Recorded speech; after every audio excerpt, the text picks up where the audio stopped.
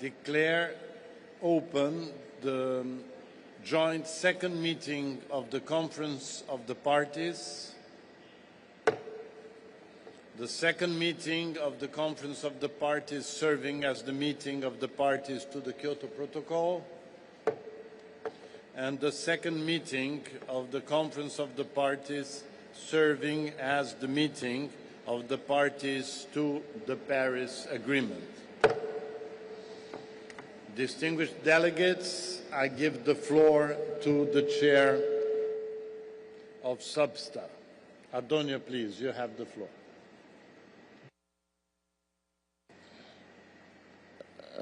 Thank you, Mr. President. Distinguished delegates, I declare open the second meeting of the subsidiary body for scientific and technological advice. Distinguished delegates, I give the floor to the chair of SBI. Julia, you have the floor. Thank you, Adonia. Distinguished delegates, I declare open the second meeting of the subsidiary body for implementation. I now give the floor back to the President.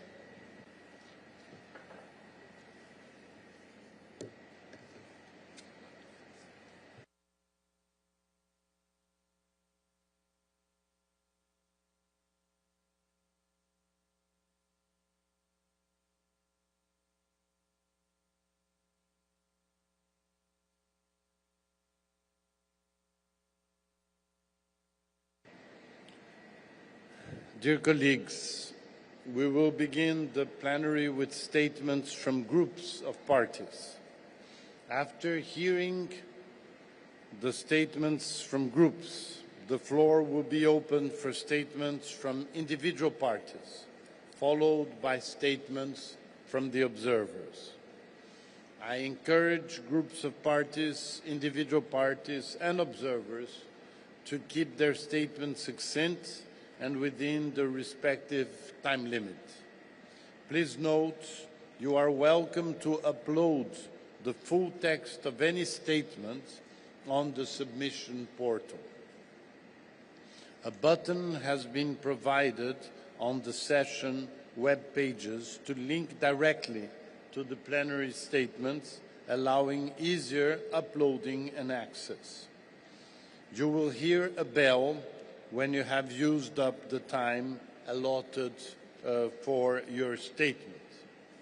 Additionally, in line with the practice of other UN bodies and to ensure the smooth conduct of the meeting, microphones will be automatically turned off when the allotted time is exceeded. I appeal to parties to stay in the room while the observers deliver their statements. I will now invite statements from the 4 groups with non-overlapping memberships. I encourage you to keep your statements to a maximum of 5 minutes. I now invite the delegation of Iraq to deliver a statement on behalf of the Group of 77 and China. Iraq, you have the floor. Ambassador Andrew DeLego, distinguished presidencies and chairs of the subsidiary bodies, Iraq deems it an honor to deliver this statement on behalf of the Group of 77 and China. The Group of 77 and China would like to thank the government of Brazil for their hospitality, extended and their work in preparation for COP30, with a view toward a successful outcome. Group of 77 in China thanks also the COP29 presidency of Azerbaijan for the successful COP29 in Baku, as well as their continued leadership in the lead-up to COP30. Kindly note that in the interest of time, I will share this statement, which is a summarized version of our statement, and the complete version will be shared thereafter. 2025 marked 10 years since the adoption of the Paris Agreement, which is built on the principles and provisions of the Convention. It's important to question how much of these negotiations have transpired into real tangible action. In this context, the G77 and China places significant importance on the United Nations Framework Convention on Climate Change and the Paris Agreement. We underscore that meaningful climate action must be tailored to the diverse national circumstances of developing countries and advocate for meaningful climate action driven by the scaled-up means of implementation. Scaling up climate finance in accordance with the principles and provisions of UNFCCC and Paris Agreement form the core of the priorities for G7 and China. In this context, Group of 77 and China welcomes decisions on new collective quantitative goals at COP29 and calls for its full and timely delivery by developed countries. The group emphasizes that $300 billion remain significantly insufficient to meet the needs of developing countries in their just effort to combat climate change. Therefore, developed countries must significantly scale up the provisions of climate finance and means of implementation to enable ambitious and urgent climate action at the scale and speed required.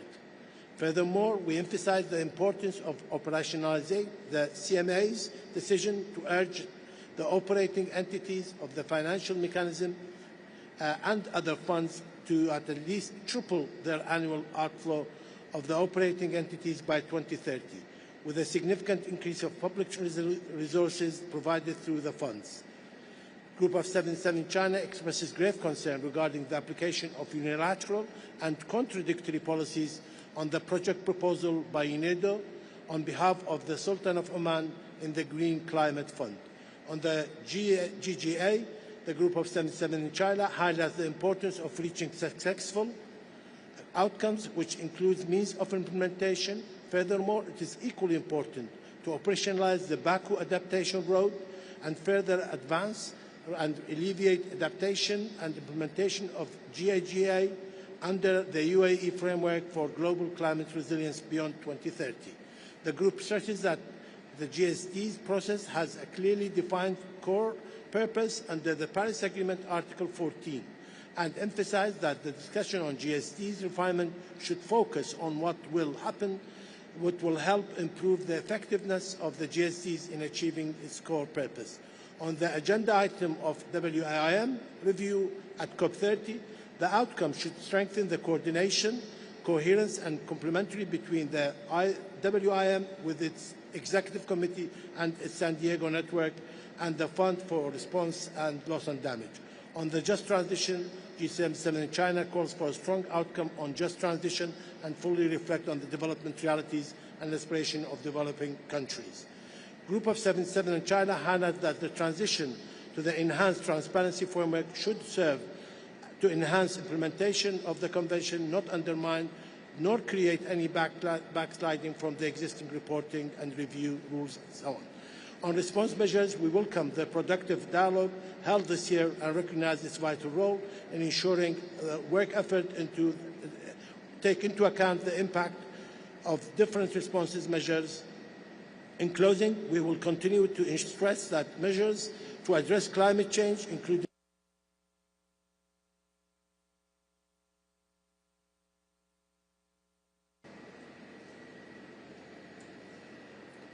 Thank you very much, G77 and China.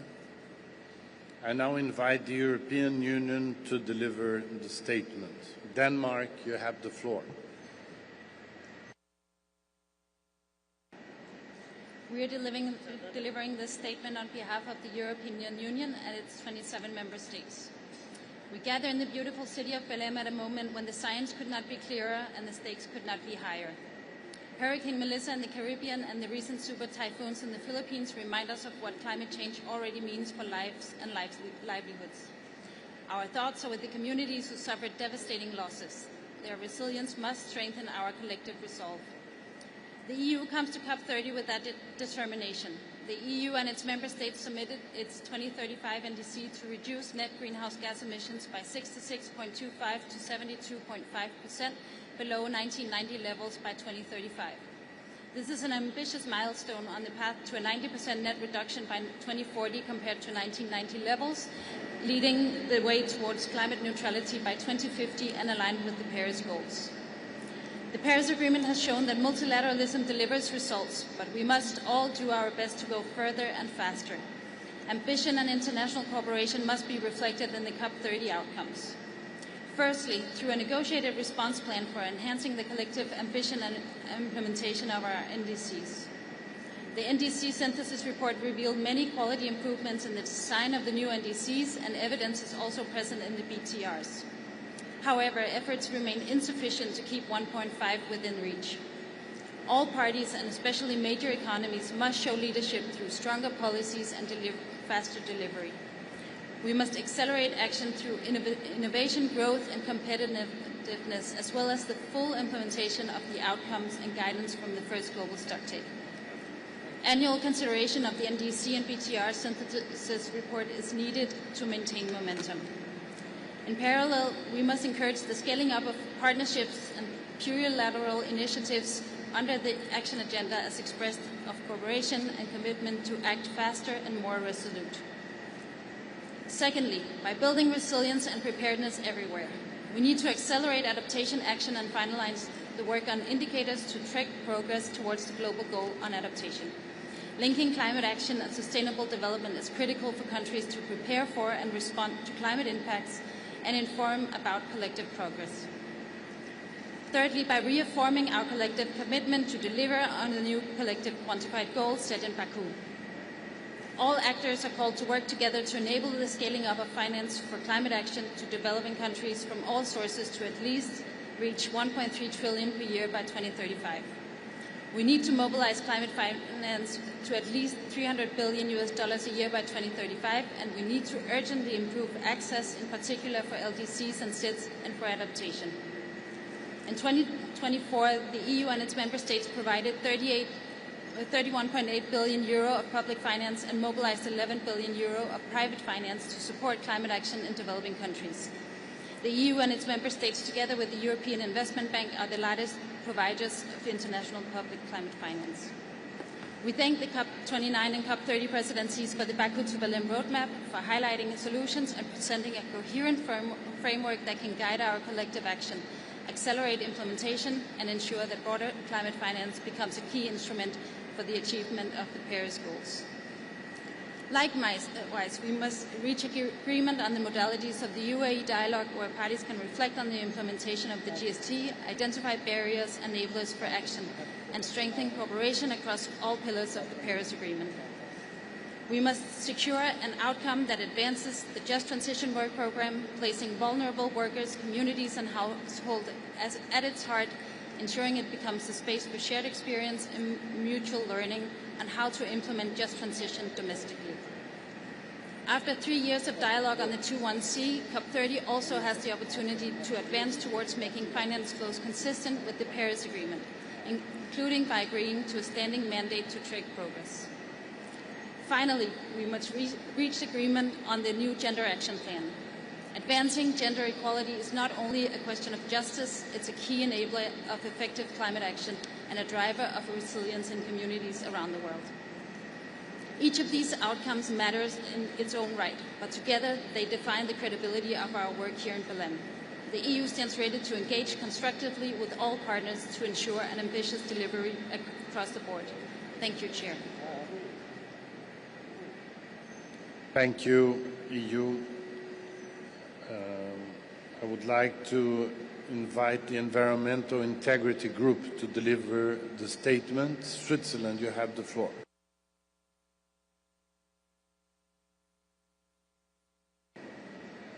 Thank you very much, Mr. Chair. I have the honor to speak on behalf of the Environmental Integrity Group. Chair, Excellencies, dear colleagues, we meet at a defining moment. Science is clear. The window to keep 1.5 alive is closing. Current NDCs fall short, demonstrating an ambition gap that needs to be closed. These are serious setbacks, but it is not a story of despair. The energy transition is underway. Renewables now dominate new power generation, showing that markets and innovation are transitioning away from fossil fuels. We celebrate those who have submitted ambitious NDCs. 10 years after Paris, that agreement helped to bend global temperature trajectories reduce renewable costs, and unlock trillions in clean investments. Policies are stronger and more effective. The Paris Agreement works, and we must make it work fully. Yet the latest synthesis report confirms that current NDCs deliver only a 17% reduction below 2019 levels when science calls for 60% by 2035. The ambition and implementation gap demands a structured political and technical response under the Paris process to accelerate action before 2030.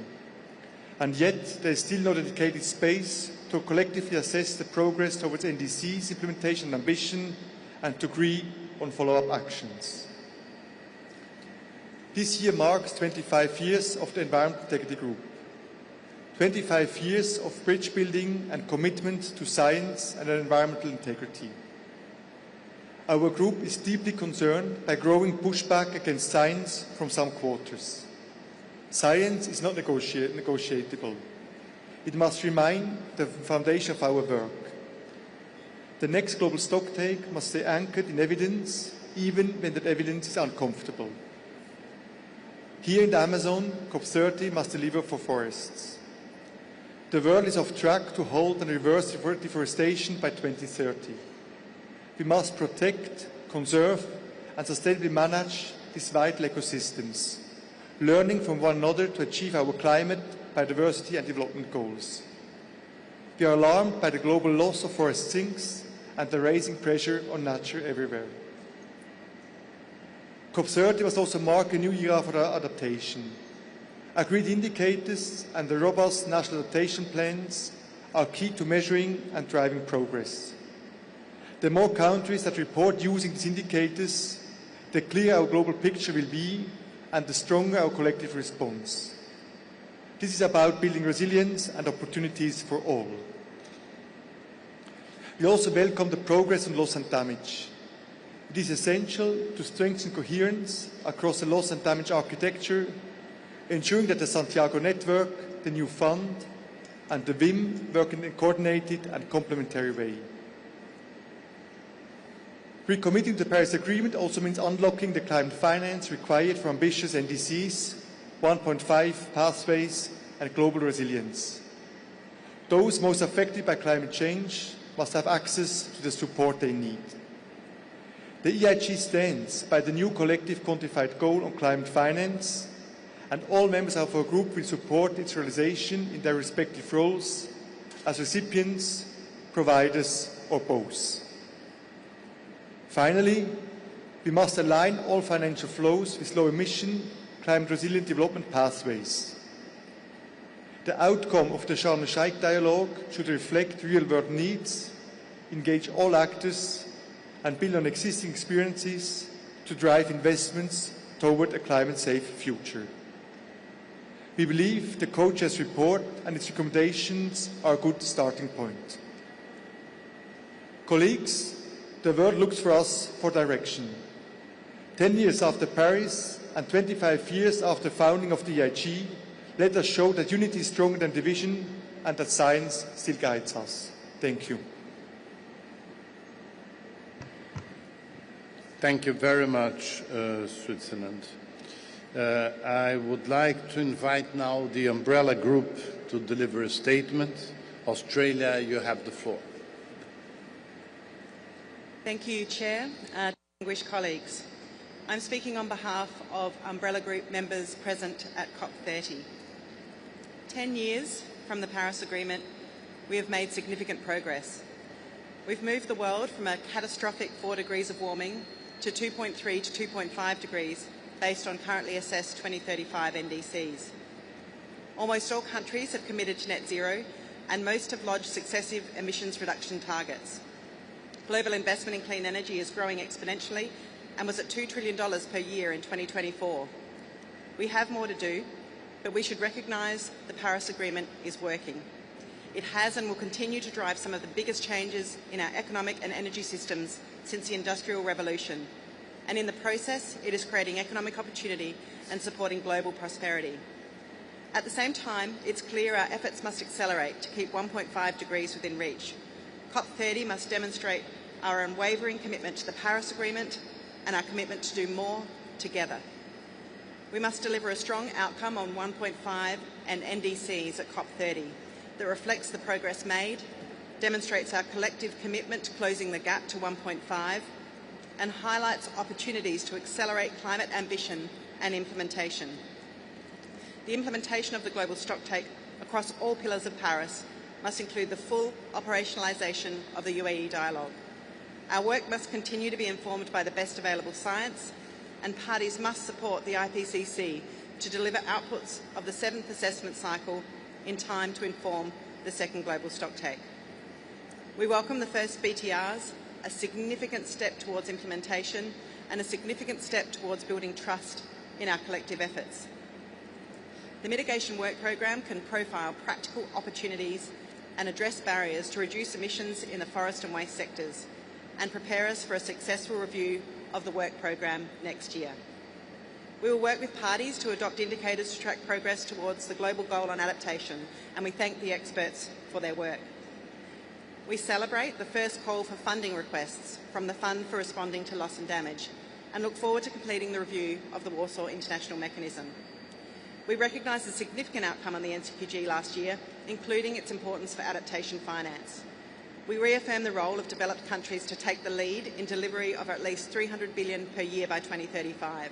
We are committed to working together in the context of a global effort to scale up financing to developing countries to at least $1.3 trillion by 2035.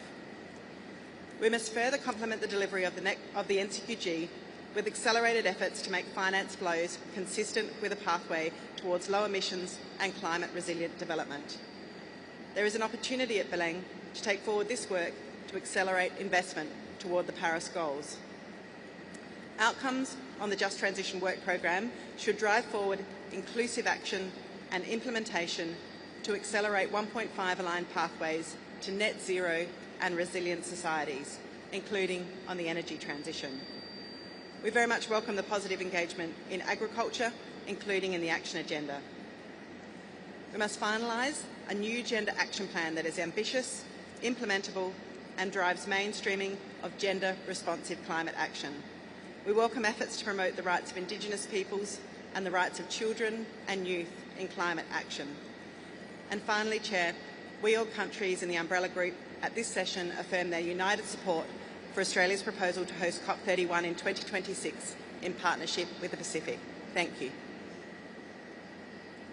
Thank you very much, Australia. I will now open the floor for statements from other groups for a maximum of 5 minutes, and I invite Venezuela to speak on behalf of ALBA. Venezuela, please.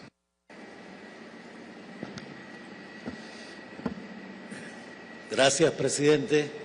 Tengo el honor de hacer esta intervención en nombre de Cuba, Venezuela, países miembros del ALBA. Nos sumamos a lo expresado por el G77 y China y el Grupo de Países en Desarrollo de Pensamiento Afín.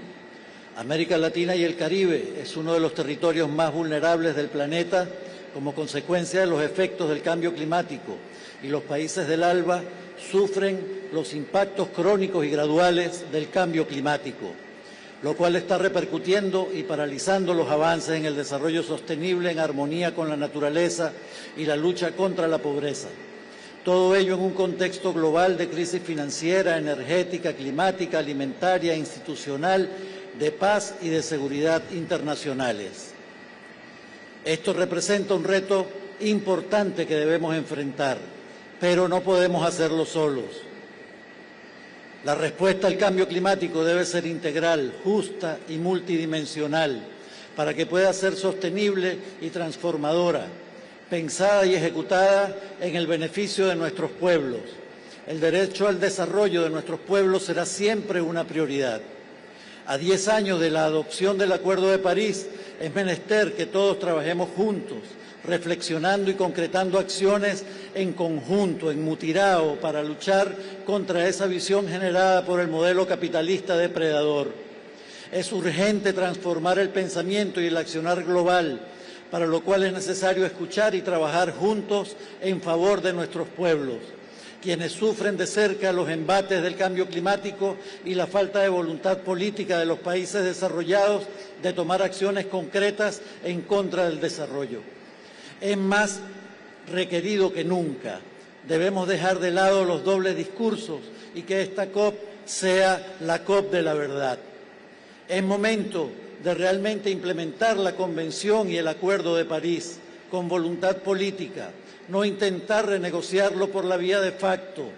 Hemos visto que los países desarrollados siguen eludiendo su responsabilidad de aportar sus promesas en materia de financiamiento climático y que se ha demostrado que es totalmente insuficiente para asumir las necesidades de los países en desarrollo en mitigación, adaptación y daños y pérdidas.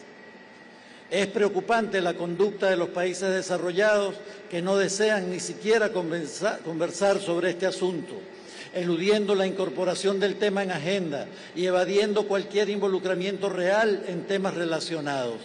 Y eso es grave, ya que afecta el futuro de toda la humanidad.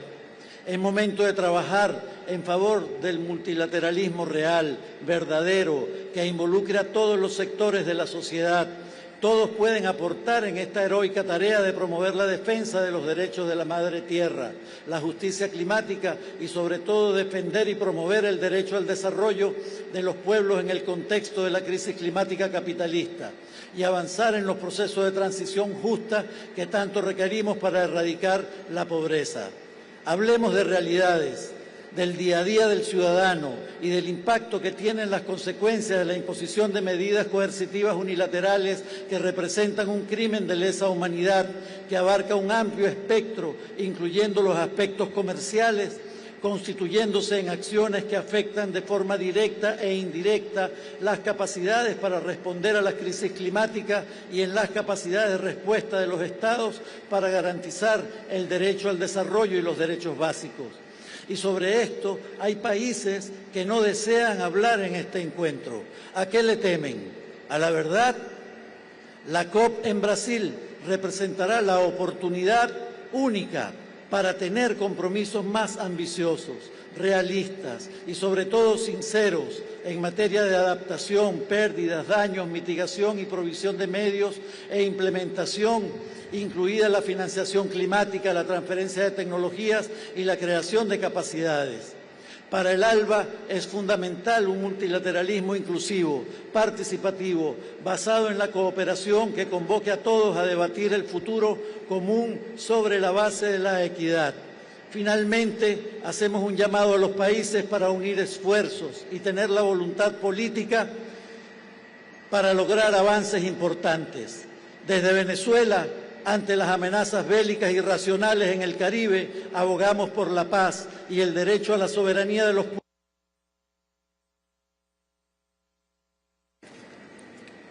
Muchas gracias, Venezuela. I now invite Palau to speak on behalf of AOSIS. Palau, you have the floor.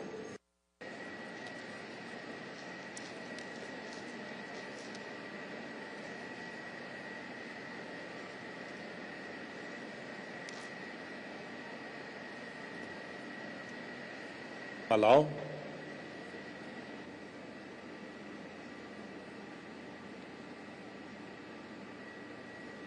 No. So I will then invite India to speak on behalf of LMDC and BASIC. India, you will have the floor to speak first for LMDC, then I will call on you again to speak for BASIC. If not, you're going to have only one slot. So please, India for LMDC.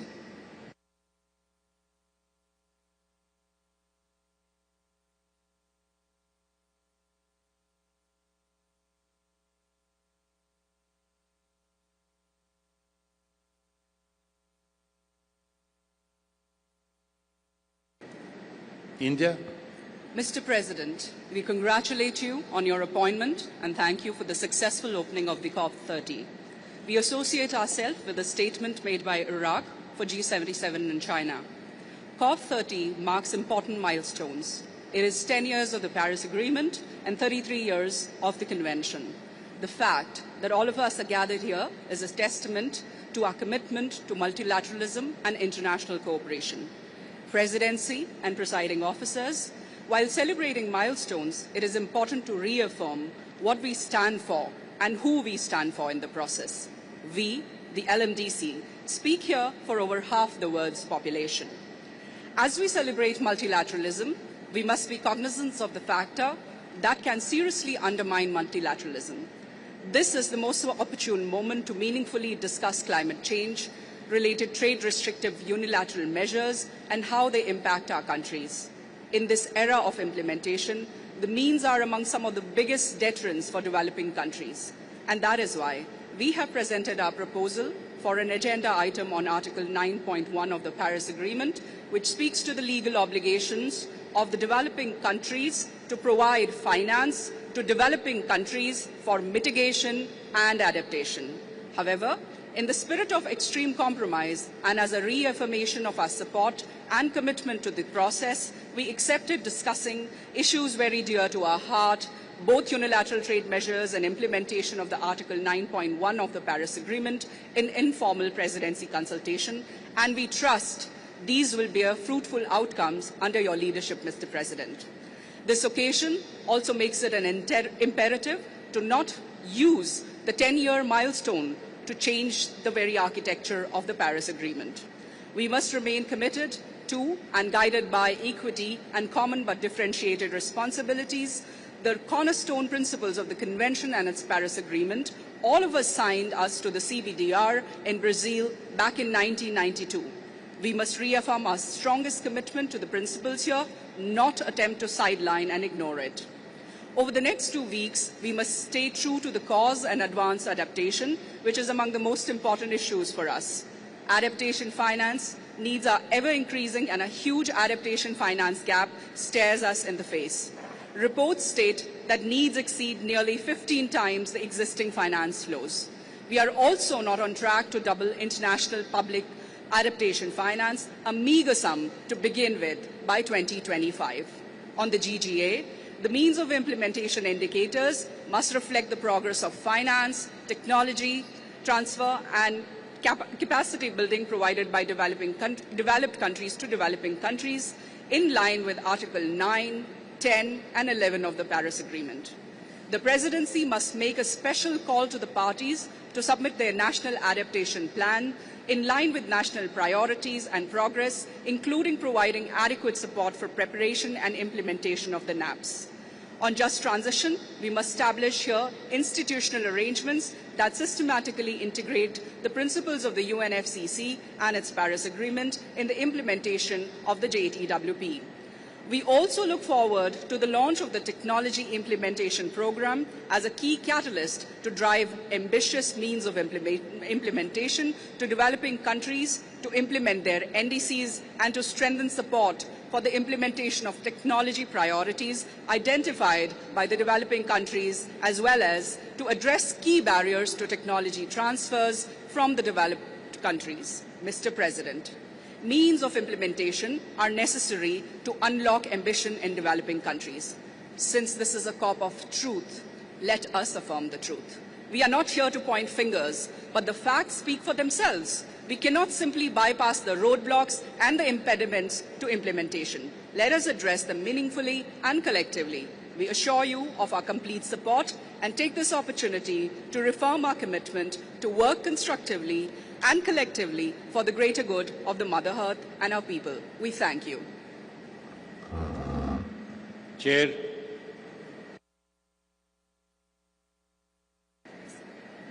Thank you, India. So, India for basic. Thank you, Chair. As India takes the floor on behalf of the basic group of countries, I take this opportunity to extend a warm welcome to the COP30 President, André Correa de Lago, and express deep appreciation to the Presidency, Government of Brazil, and also to the people of Port City of Belém for their extremely gracious hospitality and excellent arrangements. At the outset, we express our full and unwavering support for multilateralism and international cooperation on climate change. particularly in the current geopolitical context. We reiterate the significance of the full, effective and sustained implementation of the Convention and its Kyoto Protocol and the Paris Agreement in accordance with the principles of equity and CBDRRC. This COP is being organized 10 years after the Paris Agreement was signed and has now evolved to incorporate all its multifaceted dimensions to achieve its key objectives. Successive COPs have focused on key themes of the agreement. If COP28 was the GST COP and COP29 was the COP for finance, COP30 should be the COP of adaptation. Adaptation is the most pressing necessity for billions of the most vulnerable worldwide, the majority of whom have contributed the least to global warming but will suffer the most from its impacts. Its impacts are local and immediate and affecting the overwhelming majority of these billions of people residing in the developing nations.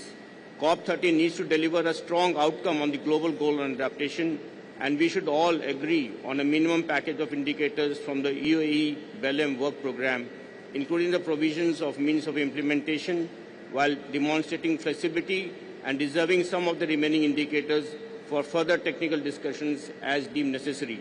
We need to send an inspiring message to the world with the Baku adaptation roadmap that we are on our way to achieving the safety and well-being of billions, leaving no one behind. There is a need to provide a platform for continuous cooperation, support, and exchange of experiences and knowledge. Above all, we need to strengthen and intensify the commensurate flow of public finances towards meeting the adaptation needs. As we mark the 10th year since the adaptation of the Paris Agreement, we recognize the unfulfilled tasks in climate finance.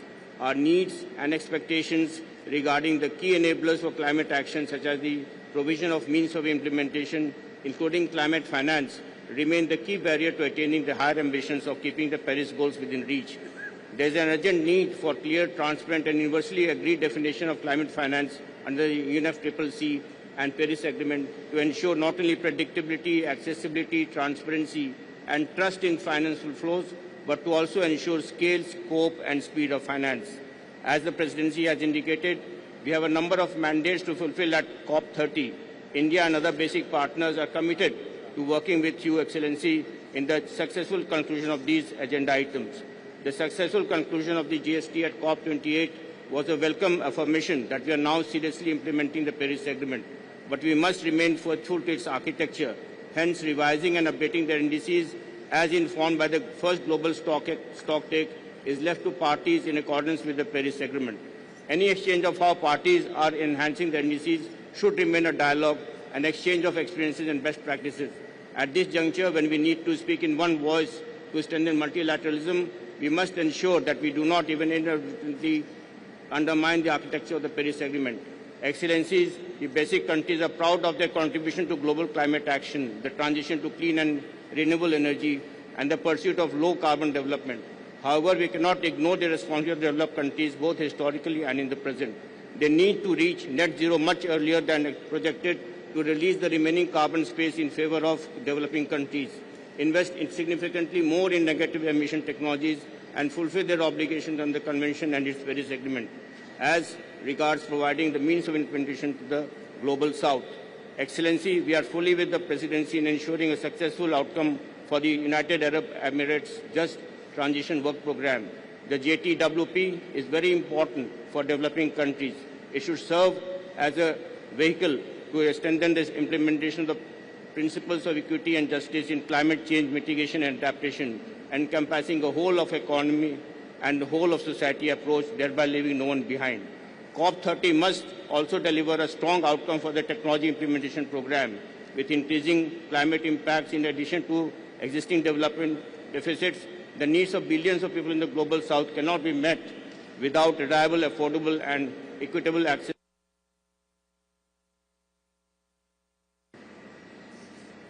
Thank you, India. I now invite Tanzania to speak on behalf of the African Group. Tanzania, you have the floor.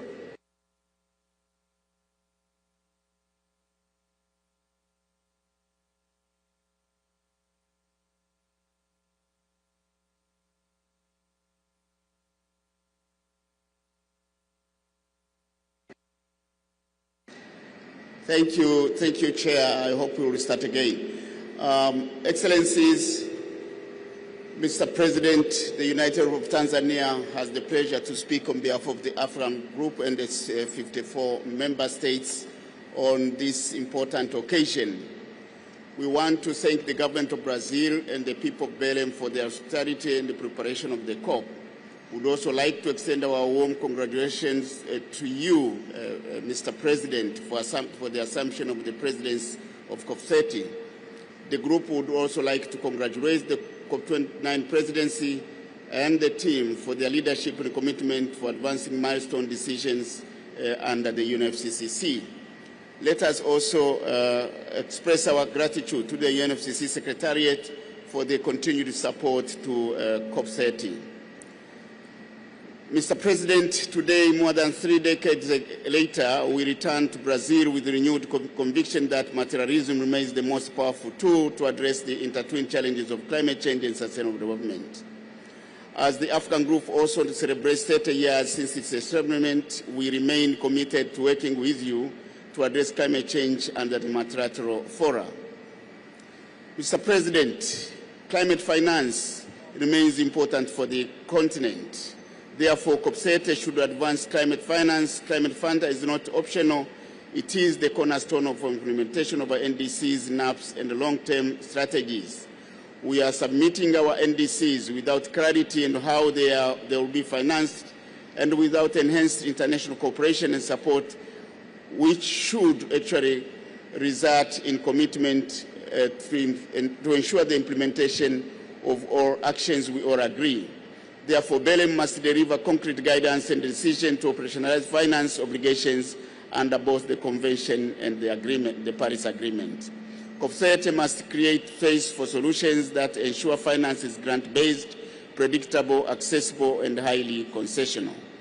Belém must agree on the final step to ensure that full transition to the Adaptation Fund to exclusively save the Paris Agreement, including the necessary arrangements, must be ensured. Mr. President, COP30 must deliver clear and tangible indicators backed by means of implementation in our work in the GGA. This is important to advance our collective efforts towards the GGA. While we acknowledge the work of the experts, these indicators must align fully with the provisions of the Paris Agreement and the Convention. Mr. President, on loss and damage, we welcome the launch of the Barbados Implementation Plan by the Loss and Damage Fund. This is indeed significant. The BIM will not support projects if additional resources are not provided. Therefore, we call on the fund's capitalization. The Belém must advance political support for ensuring that significant capitalization happens here to ensure that the fund indeed saves the continent and other parts of the world. Mr. President, COP30 must adopt a decision on just transition pathways within the context of sustainable development and poverty eradication. For Africa, this is not abstract. Our continent hosts vast natural capital resources, from carbon sinks to critical minerals, essential for low carbon emission pathways. These resources must translate into tangible benefits. Therefore, just transition pathways cannot remain a dialogue. It must deliver concrete outcomes that transform lives, expand access to energy through initiatives like Mission 300 and the provision of clean energy solutions for millions of people on the continent. Mr. President, the African Group once again pledges support to you, Mr. President, and reaffirm our commitment to working with all parties to advance climate action and implementation. We have initiated consultations on the hosting of the African COP, and I am pleased to inform you that the African Group has received and endorsed the request of the government of Ethiopia to host COP32. In conclusion, we remain committed to ensure that Belém must deliver decisions that reflect urgent needs of the African continent and other parts of the world to ensure that the challenges we are facing are indeed supported, and we are supported in the context of materialism. I thank you. Thank you very much, Tanzania. I now invite Palau to speak on behalf of EOSIS. Palau, you have the floor. Thank you, Mr. President. Apologies in the beginning, our mic wasn't working. COP presidency, congratulations on your ascension to the presidency. Palau has the honor to make this statement on behalf of 39 members of the Alliance of Small Island States. We have submitted our full statement to the Secretariat. At the outset, allow me to align our statement with the statement delivered by Iraq on behalf of G77 and China. We extend our sincere appreciation to the government of Brazil for the warm welcome and the here at COP30 in Belém. We recognize that this COP must deliver real progress across all pillars of the Paris Agreement in a way that ensures that 1.5 degrees is alive and no one is left behind. The science is clear that we are dangerously off track to limiting global warming to 1.5. The latest rounds of NDCs fall short of delivering the ambition needed.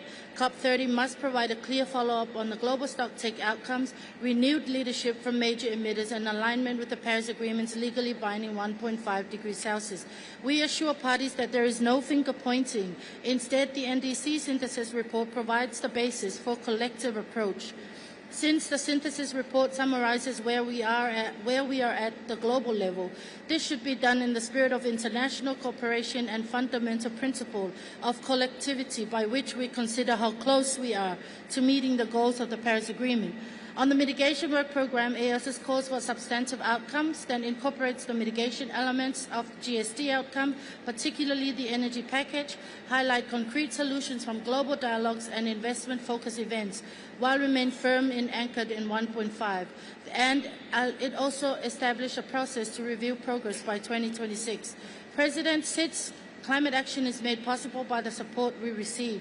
It is imperative that COP30 delivers the climate finance and outcomes to provide assurance for developing countries, particularly islands, that this process holds legitimacy and relevancy.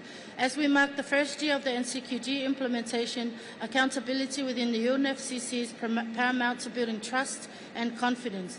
We need to increase transparency in how climate finance is reported, including finance flows to SIDS. We look forward to engaging in discussion on a successor to the adaptation finance doubling goal of the Glasgow Climate Pact. President, the UAE Belém work program, we look forward to a successful decision on the indicators under the UAE Belém work program. It gives us the opportunity to operationalize the GGA through a credible, balanced and workable set of indicators that does not create barriers or additional reporting burdens. We must affirm the voluntary and non-punitive nature of reporting and embed safeguards so that indicators are never used as conditionalities for accessing finance.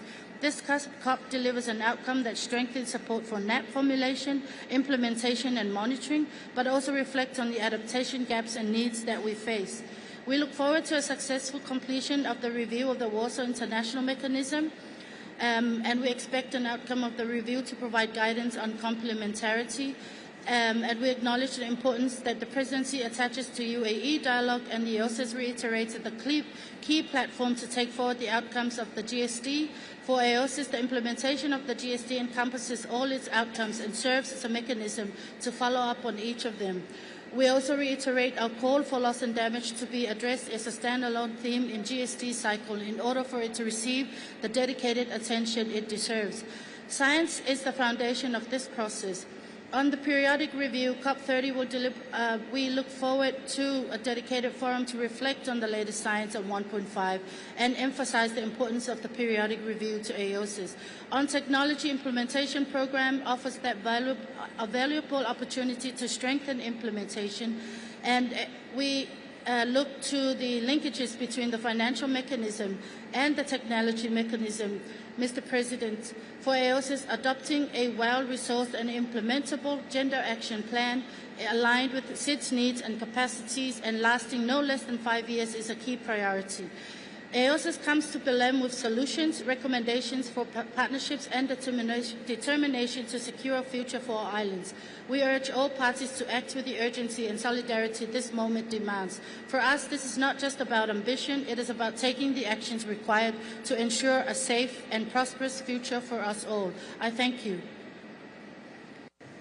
Thank you. Thank you very much, AOSIS. I now invite Malawi to speak on behalf of LDCs. Malawi, you have the floor. Thank you very much. Co-President, Excellencies, distinguished delegates, thank you very much to the Co-President for hosting us here in Belém. Malawi is speaking on behalf of the 44 listed developed countries group, and I do associate myself with the statements made by Iraq, the group of 7 chair, the African group, and the EOSIS just before me. Co-President, delegates, I want us to imagine the consequences of climate change that have put innocent lives in jeopardy across the LDCs. Children forced to grow up in harsh environments, mothers and widows walking long distances for water that no longer flows, and for firewood to cook in smoky kitchens. Farmers losing their crops season after season with no time to recover. Floods, droughts, and hunger have stretched our endurance, not just in Africa, but including the Caribbean and the Asia Pacific. Homes destroyed, livelihoods stripped away, economies collapsing. Conference, these are not AI-generated stories. These are the daily realities defining the struggle for survival of 1.6 billion people we represent in the LDCs. People who deserve to live and thrive, to dream and to hope. And as we enjoy Belém's hospitality and meeting these nicely branded and decorated walls, our people are watching, they are listening, and they are waiting. They are demanding answers, speed, progress, and climate justice. The youth, the women, the farmers, and the elderly are asking many questions on why the delays about 1.5 degrees Celsius ambition, tripling of grant-based adaptation finance, about the new debt from climate finance, funding for loss and damage, and finalizing just transition work program. Conference, how much longer must we wait to respond to these important questions? We meet, we speak, we discuss, we promise, we postpone, and then wait again. Excellencies, colleagues, let us remember, climate change needs no visa, respects no borders, has no favorites, and the smoke does not stop at our borders. This devastation is all around us, and collectively, we must work the acceleration we have been talking about for so long to get a different result. And this is the COP to make this difference. Yes, a different COP. Thank you, Azerbaijan, for the leadership, and welcome Brazil. Brazil has promised a different COP. We are also hoping for a balanced outcome. We are committed to working with you and all those willing to support our people, marginalized women and youth. COP30 is an opportunity to reconcile with nature and restore the trust that has been lost, not with speeches, but with action and speed. We must leave Belém with a sense of reassurance that this material process is working for our people, for our economies, and for Mother Nature. Let COP30 stand for hope, for justice and action, a package that triples grant-based adaptation finance from the 2025 levels, advances 1.5 degrees ambition, and delivers the means of implementation. As I conclude my LDC chairmanship at this COP, Co-President, I urge you to reflect on the original intentions of the journey we are walking today.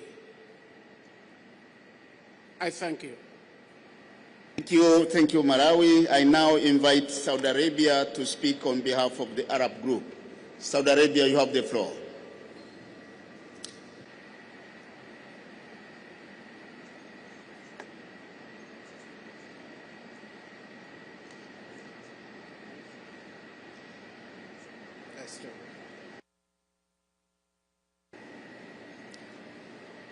Thank you, Mr. Chair. بسم الله الرحمن الرحيم. السلام عليكم ورحمة الله وبركاته. إن المجموعة العربية تضم صوتها للبيان العراقي باسم المجموعة 77 والصين. أصحاب المعالي السادة الرؤساء اللجان الفرعية المحترمين، الزميلات والزملاء، يتحدث وفد بلادي باسم 22 دولة عضوا في جامعة الدول العربية. بداية تود المجموعة العربية أن تعبر عن شكرها للجهود العظيمة التي قامت بها دولة أذربيجان في الرئاسة السابقة، ونبدي دعمنا لجهود الرئاسة البرازيلية خلال مؤتمر الأطراف الثلاثون. السادة الرؤساء، تؤكد المجموعة العربية على ضرورة الالتزام بمبادئ الاتفاقية الإطارية بشأن تغير المناخ واتفاق باريس، وأهمية الالتزام بمبادئ العدالة والإنصاف والمسؤولية المشتركة ولكن متباينة الأعباء. كما تؤكد على أن العمل المناخي يجب أن يستهدف الانبعاثات وليست المصادر، وأن يأخذ بالاعتبار جميع الحلول والتقنيات بشكل شمولي وكامل دون تمييز. السادة الرؤساء، بالنسبة إلى التمويل، نعبر عن تحفظ هذه المجموعة على اعتراض أقلية من الدول بشكل لا يتسق مع مبادئ وأحكام الاتفاقية الإطارية واتفاق باريس على مشروع تم التقدم به من سلطنة عمان في الصندوق الأخضر للمناخ، وهو ما يؤكد الحاجة الماسة لتسليط الضوء على التزامات الدول الصناعية في الفقرة الأولى من المادة التاسعة، وأهمية تسهيل استفادة الدول النامية من الصناديق المختصة بالتمويل تحت الاتفاقية الإطارية. وبالنسبة للمادة الثانية البند جيم، لا نرى مناسبة المضي قدما في تمديد الحوار أو إطلاق أي برامج عمل جديدة في هذا الشأن، لا سيما وأن تنفيذ هذا الهدف جار بالفعل على المستوى الوطني وفقا للظروف والأولويات الوطنية المختلفة. كما نلاحظ وجود محاولات لفرض التزامات جديدة سواء في جانب التنفيذ أو الشفافية، بما لا يخدم مصالح الدول النامية. وفيما يتعلق بخارطة الطريق للوصول إلى مبلغ 1.3 تريليون، فإن التقرير الصادر يعكس وجهات نظر الرئاستين ولا يمثل توجهات الدول الأطراف. بالنسبة للتكيف، نود الإشارة إلى ضرورة تفعيل إجراءات التكيف وربطها مع الهدف العالمي للتكيف، مع ضرورة الاستجابة الملائمة للتكيف للأضرار الناتجة عن التغير المناخي في سياق هدف درجة الحرارة المشار إليه في المادة 2 من اتفاقية باريس، مع الأخذ بالاعتبار الظروف الوطنية والتنمية المستدامة وفوائد التخفيف المصاحبة للتكيف والتنوع الاقتصادي. كما نؤكد على أهمية أن تكون مؤشرات برنامج عمل الإمارات بلم مرتكزة على التكيف وألا تتعارض مع أحكام اتفاق باريس. التخفيف، فيما يخص التخفيف، نرى ضرورة الالتزام بما تم الاتفاق عليه بشأن برنامج عمل التخفيف القائم في نص شرم الشيخ، والذي حدد بوضوح المبادئ الأساسية التي يعمل عليها البرنامج، والتي تنص على أن يتم تفعيل برنامج العمل من خلال تبادل الآراء والمعلومات، مع ملاحظة أن نتائج البرنامج ستكون غير توجيهية وغير عقابية وتيسيرية، كما أن تحترم السيادة الوطنية والظروف الوطنية دون فرض أهداف جديدة.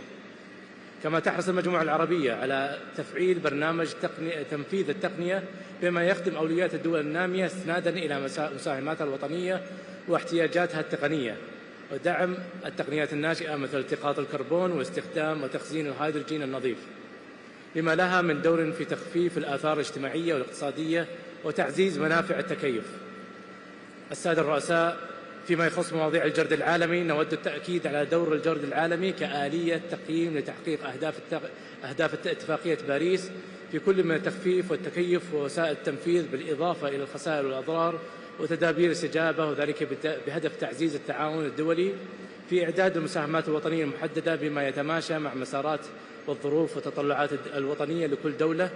ولا ينبغي أن يشكل الجرد العالمي مسار آخر لصنع القرارات التي تتعارض مع أعمال الأجندات الأخرى، وأن يجبر الدول على تطبيق إجراءات معينة لا تتطابق مع الظروف الوطنية ولا تتوافق مع الأسس للاتفاقية. وفيما يخص المساهمات الوطنية المحددة وطنيا، كذلك التقرير الذي أعدته سكرتارية اتفاقية الأمم المتحدة الإطارية لتغير المناخ، ترى المجموعة أنهما لا يتطلبان أي تقييم من قبل الأطراف. تشدد المجموعة على أن التركيز يجب أن يكون على تهيئة بيئة دولية تمكينية للتعاون وتوفير وسائل الدعم والتنفيذ اللازمة للدول النامية. وتؤكد المجموعة على أن مسارات الانتقال العادل تكون شمولية ومحددة وطنيا في سياق التنمية المستدامة والقضاء على الفقر وضمان الحق في التنمية، والتأكيد على الالتزام بمبادئ العدالة والإنصاف والمسؤولية المشتركة ولكن المتباينة كمبدأ أساسي. كما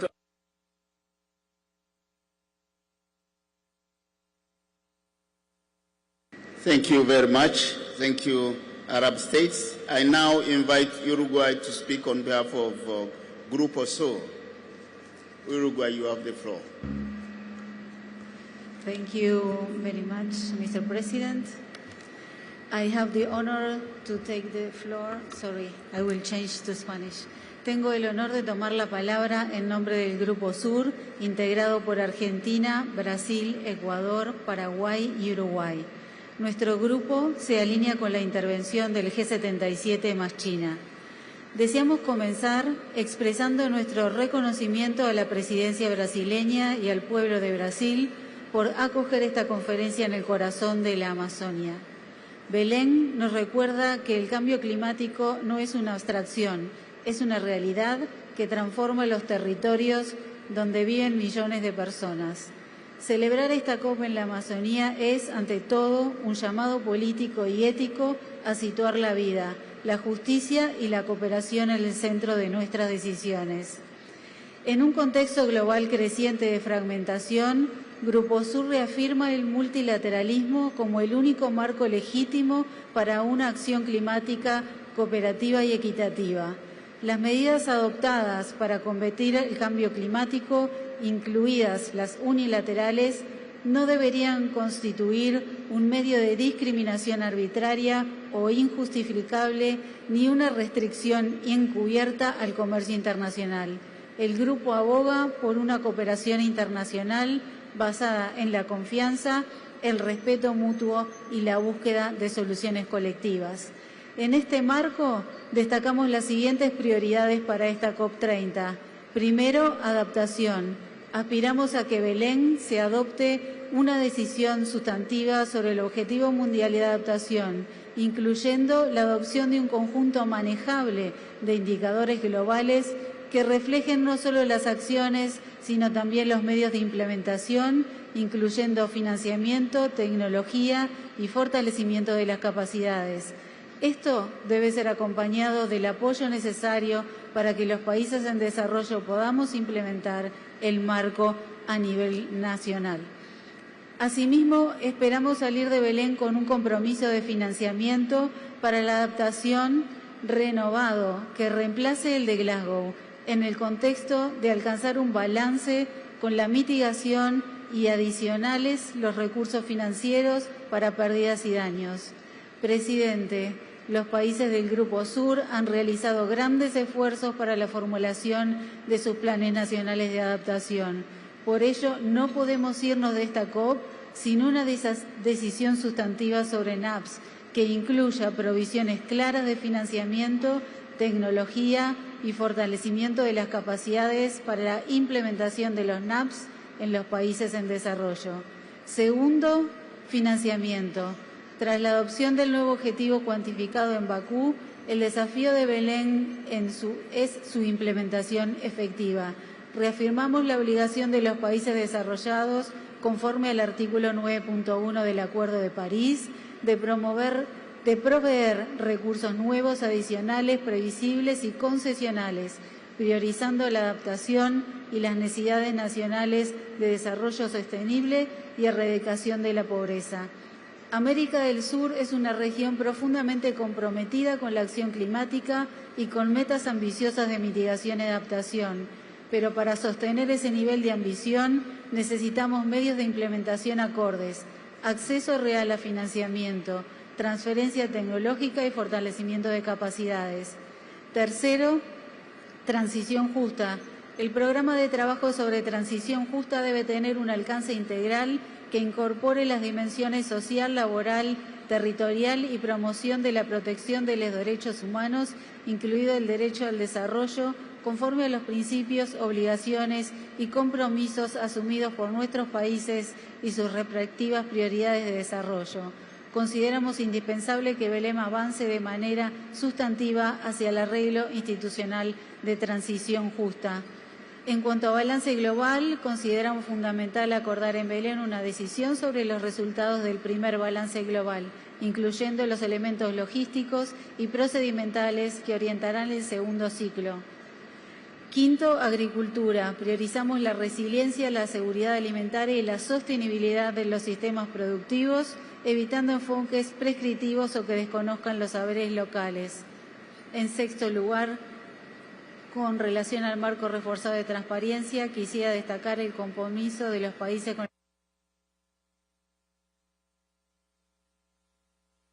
Thank you very much. Let me now invite Colombia to speak on behalf of ILAC. But before I invite Colombia, just to remind colleagues, delegates, that you have to press just once as you request for the floor. You press your microphone button just once, not twice, so that we can capture your request here.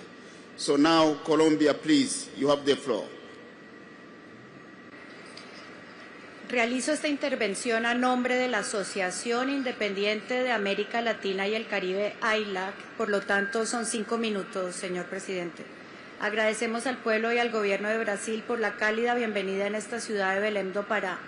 Celebrar una COP hoy, 10 años del Acuerdo de París en la Amazonía, tiene un significado profundo.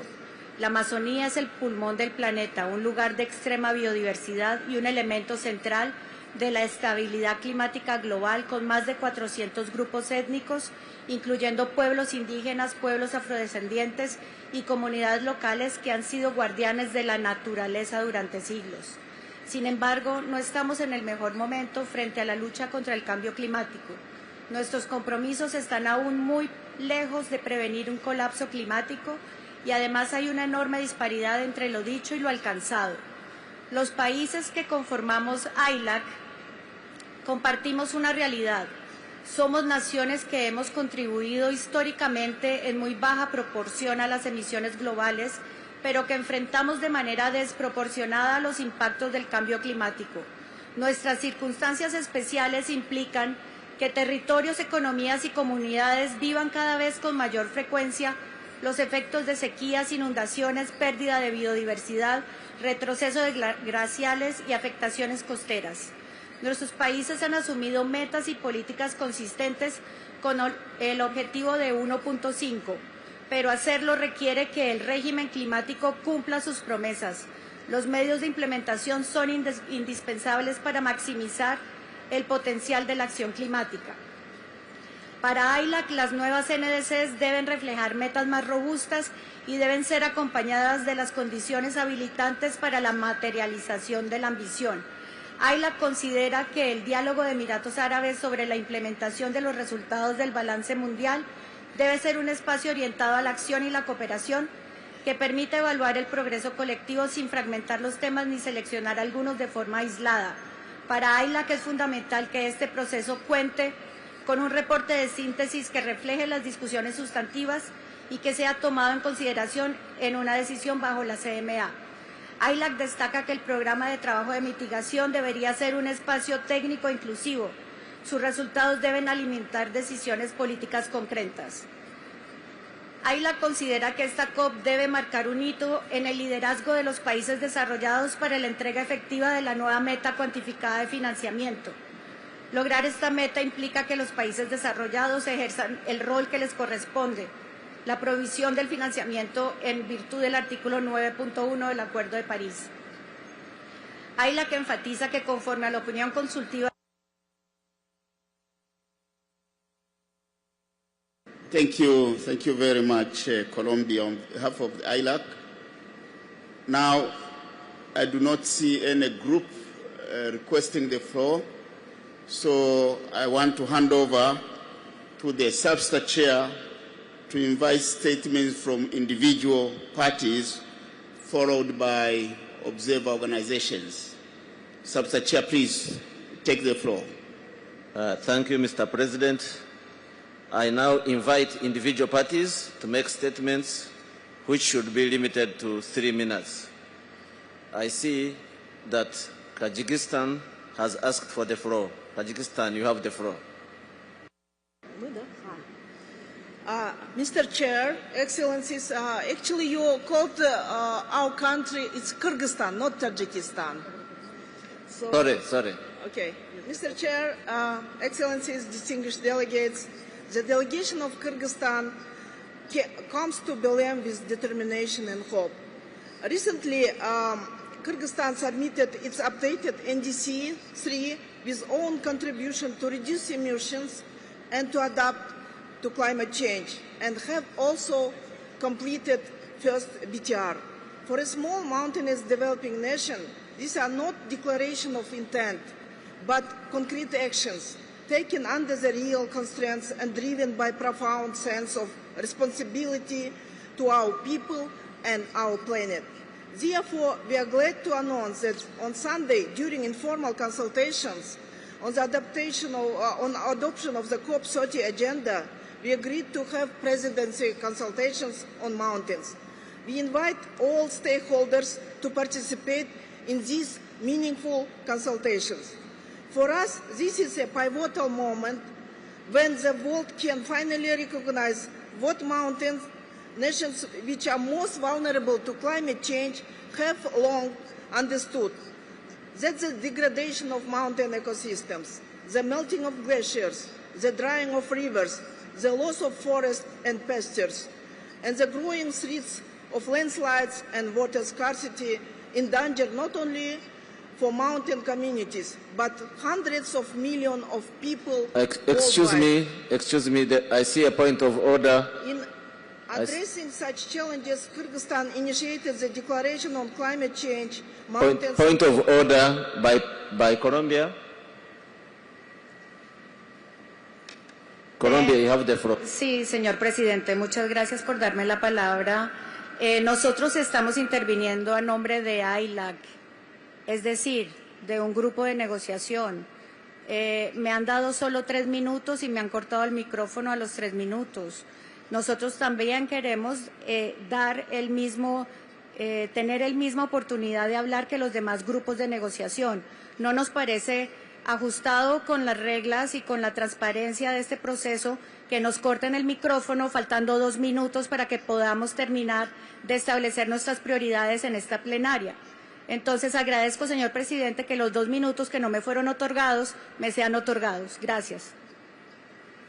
Y sí, cerca le pego. I now go back to the president who was chairing that.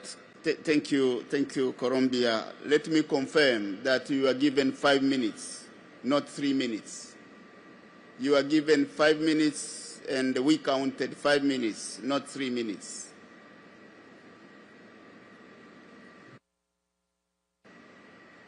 We can now continue with the speaker that was on the floor.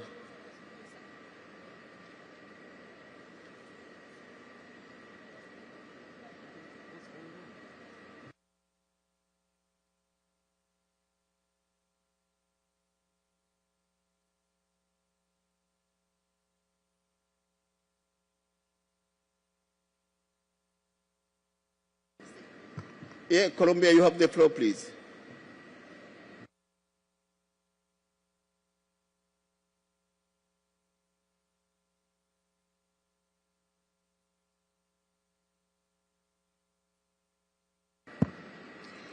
You have the floor. You have the floor. Señor presidente, no me han prendido el micrófono. En este momento me lo prendieron. Aquí dice que tengo 2 minutos para hablar.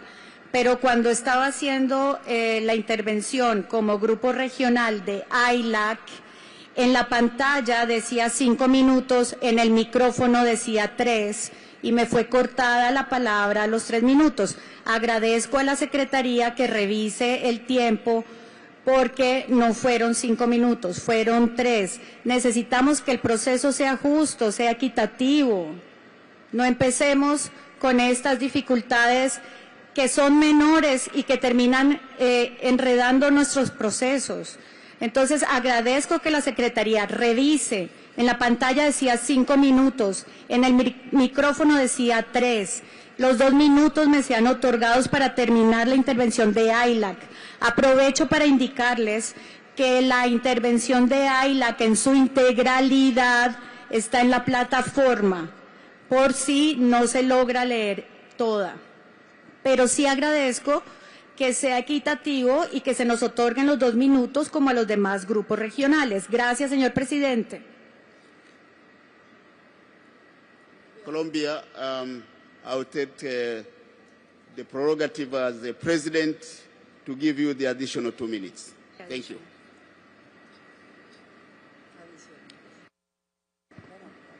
No son adicionales, pero gracias, señor presidente. ILAC toma nota con aprecio de la ruta Bakú-Belén presentada por la presidencia y confía en que este marco oriente los esfuerzos colectivos hacia la definición y puesta en marcha de una meta de financiamiento verdaderamente transformadora. Esperamos que este proceso sirva para acelerar la implementación de la NCQG. Los compromisos financieros deben priorizar la adaptación, las pérdidas y daños y la construcción de resiliencia. Los países desarrollados deben garantizar un flujo de recursos que no incremente el endeudamiento ni condicione la acción climática. La confianza en este proceso depende de que los compromisos se traduzcan en desembolsos reales, oportunos y accesibles. Asimismo, ILAC subraya la importancia de fortalecer los mecanismos de transparencia y rendición de cuentas en el financiamiento climático. La adaptación debe ocupar un lugar central en los resultados de Belém.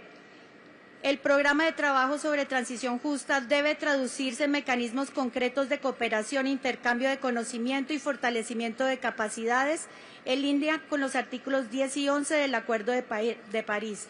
Asimismo, la transferencia de tecnología debe ser efectiva y responder a las prioridades nacionales expresadas en las NDCs.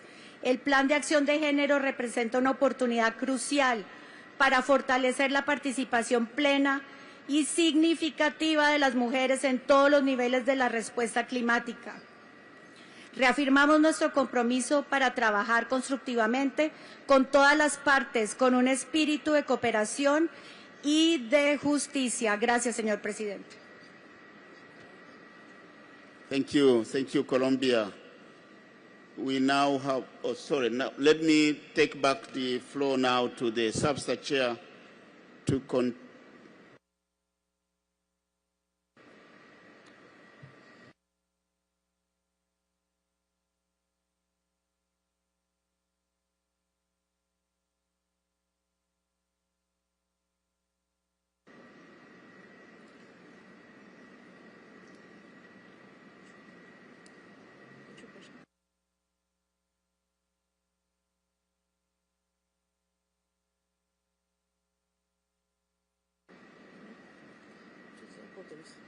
Can I start now?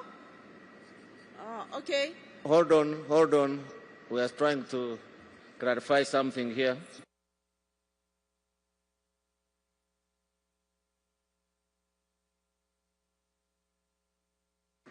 Thank you, colleagues, delegates, for your understanding.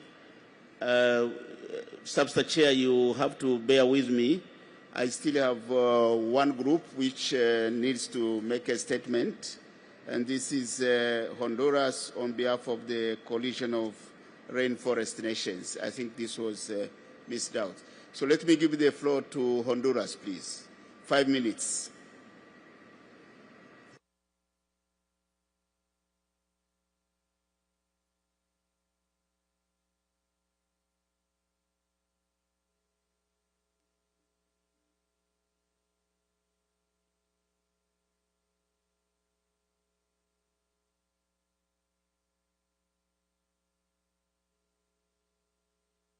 Honduras, you have the floor.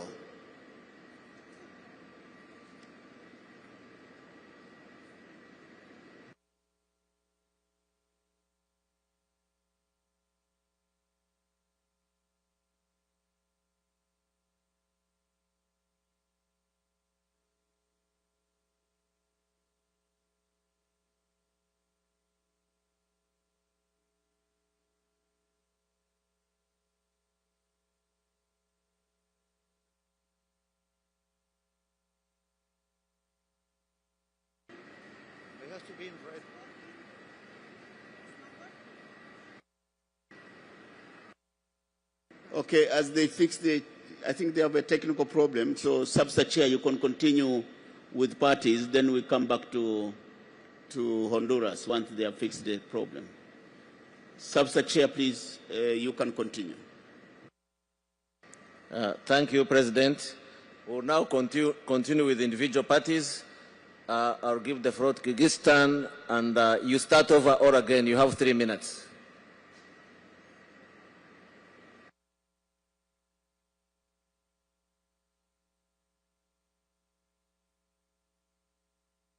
You have the floor.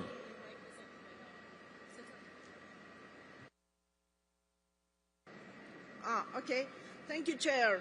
Excellencies, distinguished delegates, the delegation of Kyrgyzstan comes to Belém with determination and hope. Recently, Kyrgyzstan submitted its updated NDC-3 with own contribution to reduce emissions and to adapt to climate change, and have also completed first BTR. For a small mountainous developing nation, these are not declarations of intent, but concrete actions taken under real constraints and driven by profound sense of responsibility to our people and our planet.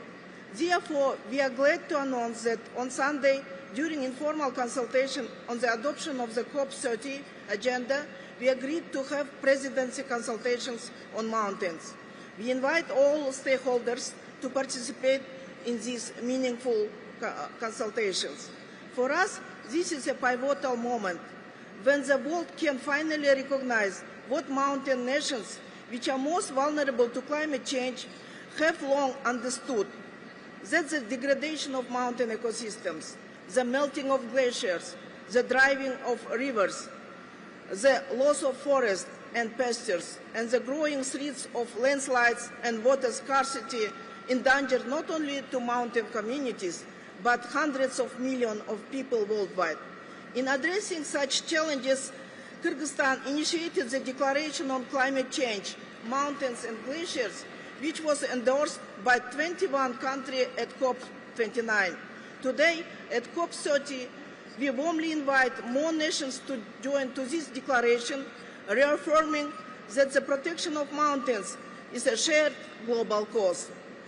In this spirit, Kyrgyzstan calls for mountain ecosystem and vulnerability of mountain communities to be formally reflected in the COP30 agenda and in UNFCCC decisions which dedicated support for mountain adaptation and resilience. The Baku-Belém roadmap finally recognized mountains. Now we must give the recognition a home and a budget to provide access of mountain communities to climate financing. Kyrgyzstan offers to host a global mountain resilience center. The center will serve all mountain developing countries, preparing projects for the adaptation, loss and damage fund, and building carbon market readiness. In the fate of the mountain and the Amazon are inseparably linked. From the glaciers to the seas, one living system connects to all us. When snow the mountains disappears, rivers dry, forests burn, and oceans rise. Protecting one. Thank you for your statement. I see that Pakistan has asked for the floor. Pakistan, you have the floor. It's not what, yeah. So, thank you, Chair, President, Excellencies, distinguished delegates. At the outset, allow me to thank the government and the people of Brazil for their gracious hospitality and for hosting this defining COP in the heart of Amazon, a living reminder of our planet, beauty, bounty, and fragility. Mr. President, as we gather in Belém, we mark 10 years since the adoption of the Paris Agreement, a moment that transformed hope into a global pact of shared responsibility. 10 years on, the question before us is not one of commitment but of delivery. The Paris Agreement promised a balance between mitigation, adaptation, and means of implementation. Yet for many developing countries, including Pakistan, that balance remains unrealized. The first global stocktake has confirmed what science and experience already tells us. We need to raise the implementation ambition by ensuring availability of additional grant-based finance. Pakistan believes that the follow-up to the global stocktake must focus on equitable implementation, measurable resilience, and follow paragraph 87 of the UAE decision. As a global community, we need a moment to reflect today on the outcomes of Paris Agreement that we have achieved. We have been able to stop climate change or to mitigate its disastrous impacts. The answer is evident. We have faced catastrophic floods this year, impacting livelihoods and the hard-earned progress of our people. These floods were a reminder of the 2022 super floods that submerged a third of the country. Yet amid adversity, Pakistan has moved from assessment to action. We launched our National Adaptation Plan, Advanced Provincial Resilience Framework, we are integrating adaptation and mitigation within our climate investment frameworks, which link national planning with green finance mechanism and trying to increase resilience.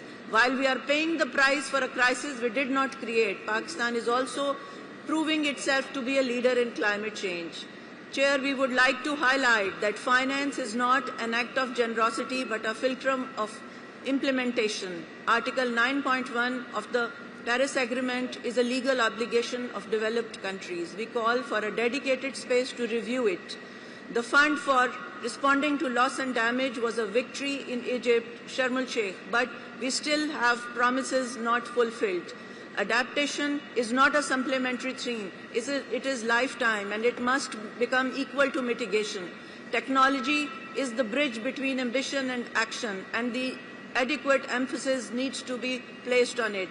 Just transition is not a slogan. We need to support the establishment of a dedicated Just Transition Technical Assistance Network to facilitate capacity building and policy coherence. Pakistan remains positively engaged in the negotiations to move the world. Thank you for your statement. I see that Brazil has asked for the floor. Brazil, you have the floor. Thank you, Mr. Chair. Dear colleagues, Brazil is honored by the massive presence of delegations today. We welcome you all to Belém and would like to infuse in each and every one of you the spirit of companionship, of trust and of cooperation, but also one of urgency. For Brazil, it is urgent to uphold multilateralism, to prevent unilateralism from becoming the trend, and to generate momentum for accelerated climate action across all regions. For Brazil, adaptation is a key outcome. The time has come for adaptation to occupy the center of political attention. Many delegations have been saying that this is the adaptation COP. To make that a reality, we need a strong decision on the global goal on adaptation. These indicators will serve as a compass, guiding global progress and aligning ambition with real needs on the ground. We also expect tangible results on the Baku adaptation roadmap, which should focus on adaptation action and support. Brazil views COP30 as a decisive opportunity to advance the Just Transition Work Programme. This moment calls for moving beyond conceptual debates toward delivering tangible outcomes that enable countries to implement just transition pathways, ensuring that no one is left behind, particularly women, indigenous peoples, local communities, people of African descent, migrants, children, persons with disabilities, and all those in vulnerable situations. On the UAE dialogue, Brazil supports the adoption of modalities enabling a balanced and meaningful exchange to promote action informed by the outcomes of the first global stocktake. The dialogue should support GST implementation while avoiding duplicating on or encroaching upon existing process under the UNFCCC and its Paris Agreement. Colleagues, the circumstances show us the clear need for strengthening the regime. It must involve restoring our mutual trust and working together in good faith. It must involve real ambition and speedy action on the ground, both on adaptation and mitigation, and pave the way to make finance, technology and capacity building a reality. Thank you very much. I thank Brazil. I now give the microphone back to the presidency to invite one of the groups that had not spoken. Mr. President. Thank you. Thank you, Chair Substa. Dear delegates, let me now invite Honduras to speak for the Coalition of Rainforests. Honduras will speak from the Mozambique microphone. Honduras, you have the floor. Thank you, Mr. President. We wonder how could you have forgot the rainforest when we are in the middle of the Amazon in the party groups. But, Mr. President, Excellencies and distinguished delegates, Honduras has the honor to speak on behalf of the Coalition for Rainforest Nation. Let me begin by aligning our remarks with that made by the distinguished delegation of Iraq on behalf of the Group of 77 in China. Mr. President, we could not be more excited than be at the heart of the Amazon. We stress that forests are vital carbon sinks. They absorb and store vast amounts of CO2, making them essentials to achieving the Paris Agreement goal of balancing emissions and removals by the second half of this century. Preserving forest sink safeguards the Paris Agreement integrity. Without stable and resilient forest carbon sinks, the global goal of limiting temperature rise to 1.5 becomes untenable. Mr. President, our indigenous and forest-dependent community have been safeguarding and managing our forests for millennia. We must not allow additionalities definition that are appropriate for major emitters to unjustly annex forest removal in developing countries. Mr. President, 10 years ago, we collectively agreed that forests are fully recognized in the new climate regime under Article 5 of the Paris Agreement. We urge all parties to conserve and enhance sinks and reservoirs of greenhouse gases, including forests, and encourage result-based payment for reducing deforestation and enhancing carbon stocks. In Dubai, the GST1 outcome in paragraph 34 recognized the role of forests, and COP30 must focus on implementation of decisions agreeing that urgent scaling of support is needed to reverse global deforestation and degradation by 2030, in accordance with the Article 5 of the Paris Agreement. Developed countries must lead with finance and support and result-based forest finance in a Paris-aligned pathway. We must ensure that forests proportionately included in our annual climate finance target of 300 billion and 1.3 trillion. Mr. President, we believe that enhanced transparency framework must be strong, accurate, and meet the highest environmental integrity standard required by the Paris Agreement. Thus, ETF reviewers should not be reinterpreting what parties have agreed to unilaterally impose their personal policy musing on parties. Without confidence in the ETF process, the entire Paris Agreement begins to rapidly unwind. Finally, Mr. President, we stress the importance of high-integrity carbon markets for forests.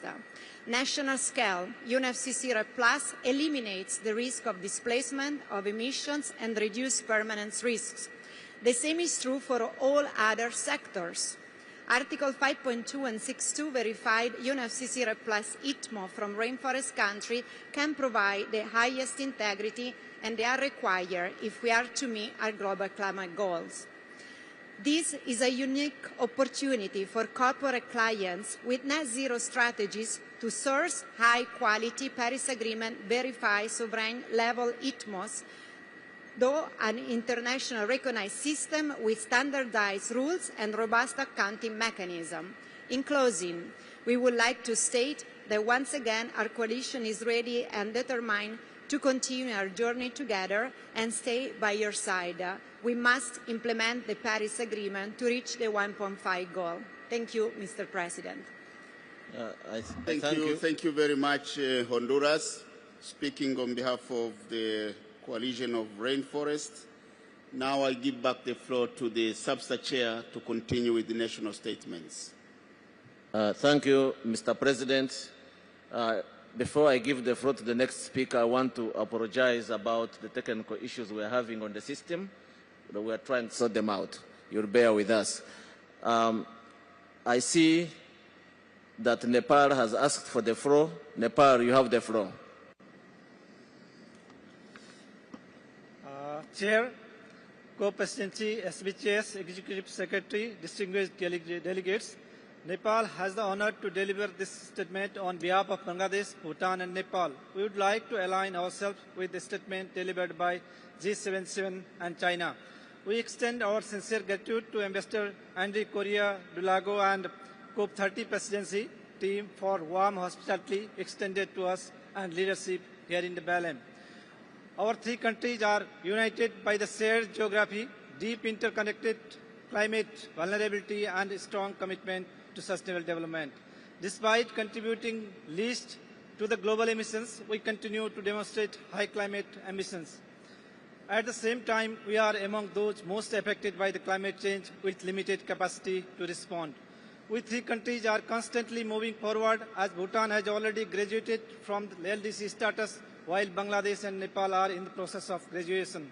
Graduation reflects development progress but does not reduce our climate vulnerability nor the scale of support required to safeguard development gains. The climate impacts are real and worsening. In Bhutan and Nepal, rapid glacier melt in high mountains regions increases the risk of glacier lake outbursts, floods, landslides, and threatening millions downstream.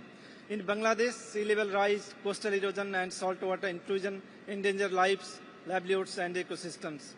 These are interlinked climate impacts. Glacier melting upstream contribute to rising sea downstream, turning slow onset impact into severe climate extremes with cascading consequences. Mr. President, science is clear. Keeping 1.5 degree within reach is a matter of our survival. COP30 must close the ambition gap in NDC in line with our outcome of first global stocktake and accelerate implementation. Revisiting the enhancing 2035 NDC to ensure alignment with the 1.5 degrees centigrade pathway is essential. On climate finance, COP30 must implement the new collective qualified goal with a clear pathway to mobilize USD 300 billion annually with the broader USD 1.3 trillion roadmap agreed in Baku. We reiterate the call to triple grant-based adaptation finance to at least USD 120 billion per year by 2030 and ensure simplified, scaled-off access to finance to implement NDCs and NAPs. Adaptation is investment in survival and foundation for sustainable development. Belém must deliver a comprehensive set of indicators under the global goal on adaptation. We welcome the BIM and FRLD and emphasize that support must be predictable, rapid, and directly accessible. We also I thank you for your statement. I see that Bhutan has asked for the floor. Bhutan, you have the floor.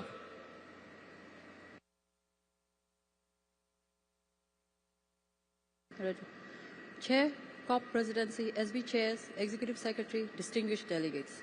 Bhutan congratulates the COP Presidency on assumption of office to guide parties. Also, for the delegation of Bhutan, it's an honor and privilege to see Brazil's ambassador to Bhutan assume this important post. Bhutan aligns itself with the statement made by G77 and China and supports the joint statement made by Nepal on behalf of Bangladesh, Bhutan, and Nepal. The COP30 at the heart of the Amazon sends a powerful reminder of the urgency and ambition required for both mitigation and adaptation. Building on the outcomes of the first global stocktake, COP30 is a critical moment. It will be the first COP where countries are expected to respond to identified gaps by advancing more ambitious NDCs aligned with the 1.5-degree pathway. We must therefore deliver a collective, robust response that addresses the implementation gaps in NDCs. For a climate-vulnerable, landlocked, mountainous developing country such as Bhutan, we echo the sentiments shared earlier by Kyrgyzstan. 1.5 degrees Celsius is not a negotiating preference. It is a matter of survival for us. We cannot overemphasize the importance of enhanced ambition coupled with adequate, additional and grant-based financing to support implementation in this critical decade. Bhutan underscores the importance of operationalizing the new collective quantified goal with a target of $300 billion. Within this, we highlight the urgent need to triple grant-based adaptation finance, ensuring accessibility and predictability for the most vulnerable. On loss and damage, the FRLD must respond to the needs of developing countries, in particular to those most vulnerable, in a timely and effective manner, Although Bhutan graduated from LDC status in December of 2023, we remain highly vulnerable. On GDA indicators, we call for a robust set of indicators supported by clear means of implementation and monitoring. Capacity building for data collection will be essential. The absence of data should not be a barrier to the inclusion of new indicators, especially those aligned with the adaptation targets agreed at COP28. Bhutan stands ready to work collectively with everyone towards a successful COP30 outcome. Thank you, Mr. President. Thank you for your statement. I see that Japan has asked for the floor. Japan, you have the floor.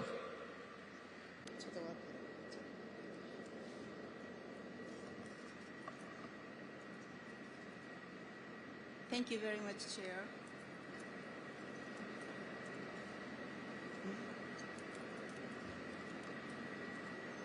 Sorry for this. Let me express our profound gratitude to the Presidency, the Secretariat, and all stakeholders for their efforts in organizing this COP30 in this beautiful city of Belen. Japan remains strongly committed to addressing climate change based on multilateralism. From Japan's point of view, one of the most critical elements in addressing climate change is mitigation. Under the Paris Agreement, achieving the 1.5 Celsius goal requires all countries, including major emitting economies, to pursue decarbonization. The ambition ratchet-up cycle of the Paris Agreement, consisting of GST, NDC, and BTR, is the very foundation of the agreement. COP30 is a critical turning point that will determine whether we can keep this cycle moving forward and maintain the Paris Agreement system on track for the 1.5 Celsius goal. In February this year, Japan submitted its new NDC. The new reduction target aims for 60% reduction by fiscal year 2035 and 73% reduction by fiscal year 2040 compared to fiscal year 2013 levels. These are ambitious targets achieved consistent with the Paris Agreement's 1.5 Celsius goal. In fact, Japan has already achieved approximately 27% reduction by fiscal year 2023, demonstrating steady progress.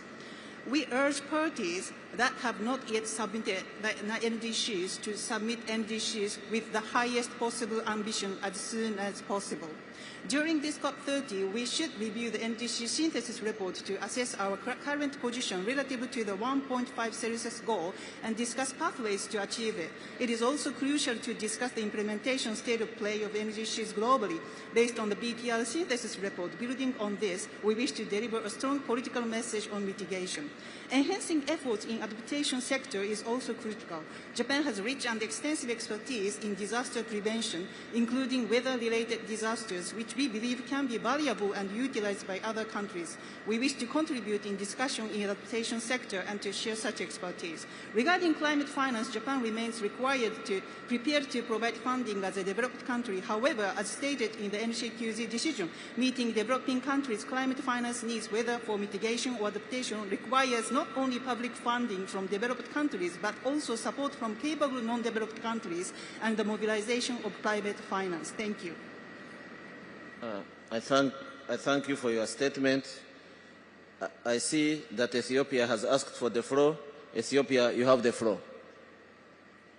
Thank you, Chair, and I would like to congratulate you on your election as the President of COP. Ethiopia has full confidence in your ability and wisdom to lead us effectively.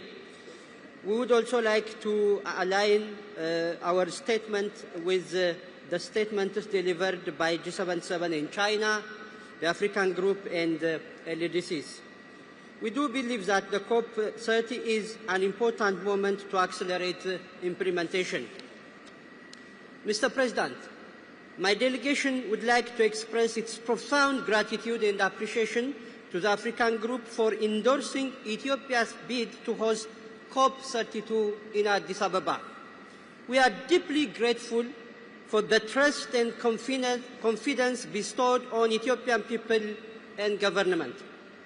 We would like to reiterate our commitment to hosting the African COP in 2027. We look forward to welcoming all of you to Addis Ababa for the COP32. While reiterating our thanks to the African Group of Negotiators under the able leadership of Tanzania for the support in endorsing our bid for hosting COP32, we take this opportunity to humbly request all other groups to join in supporting Ethiopia's bid to host COP32 in Addis Ababa, the diplomatic capital of Africa. The Ethiopian government is committed and ready to welcome you all.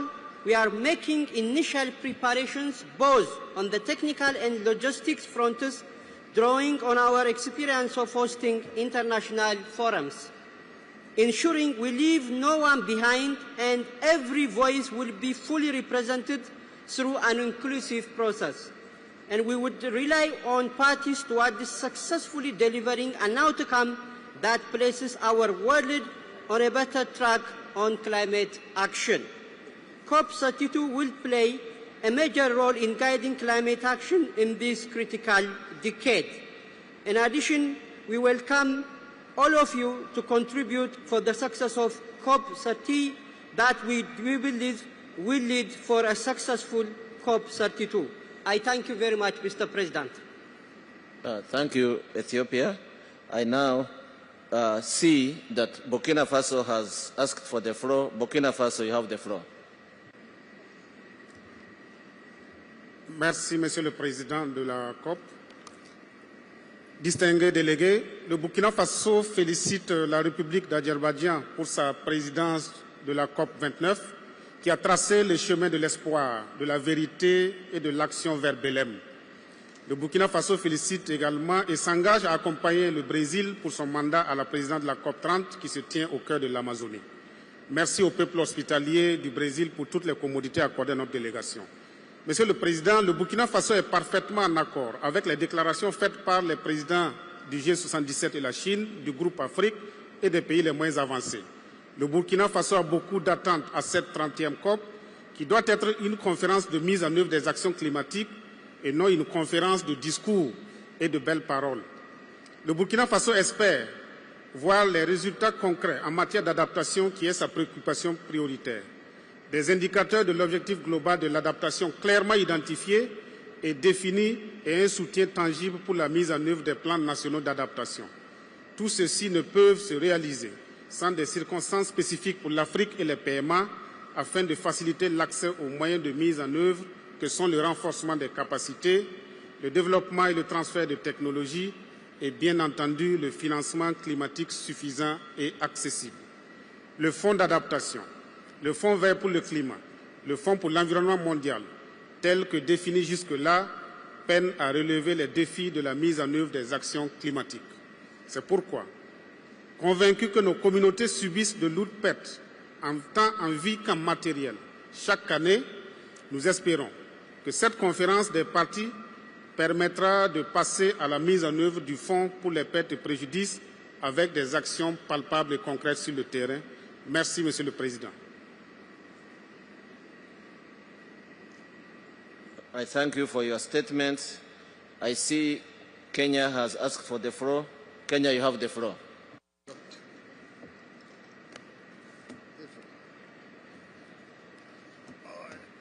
Thank you, Mr. President.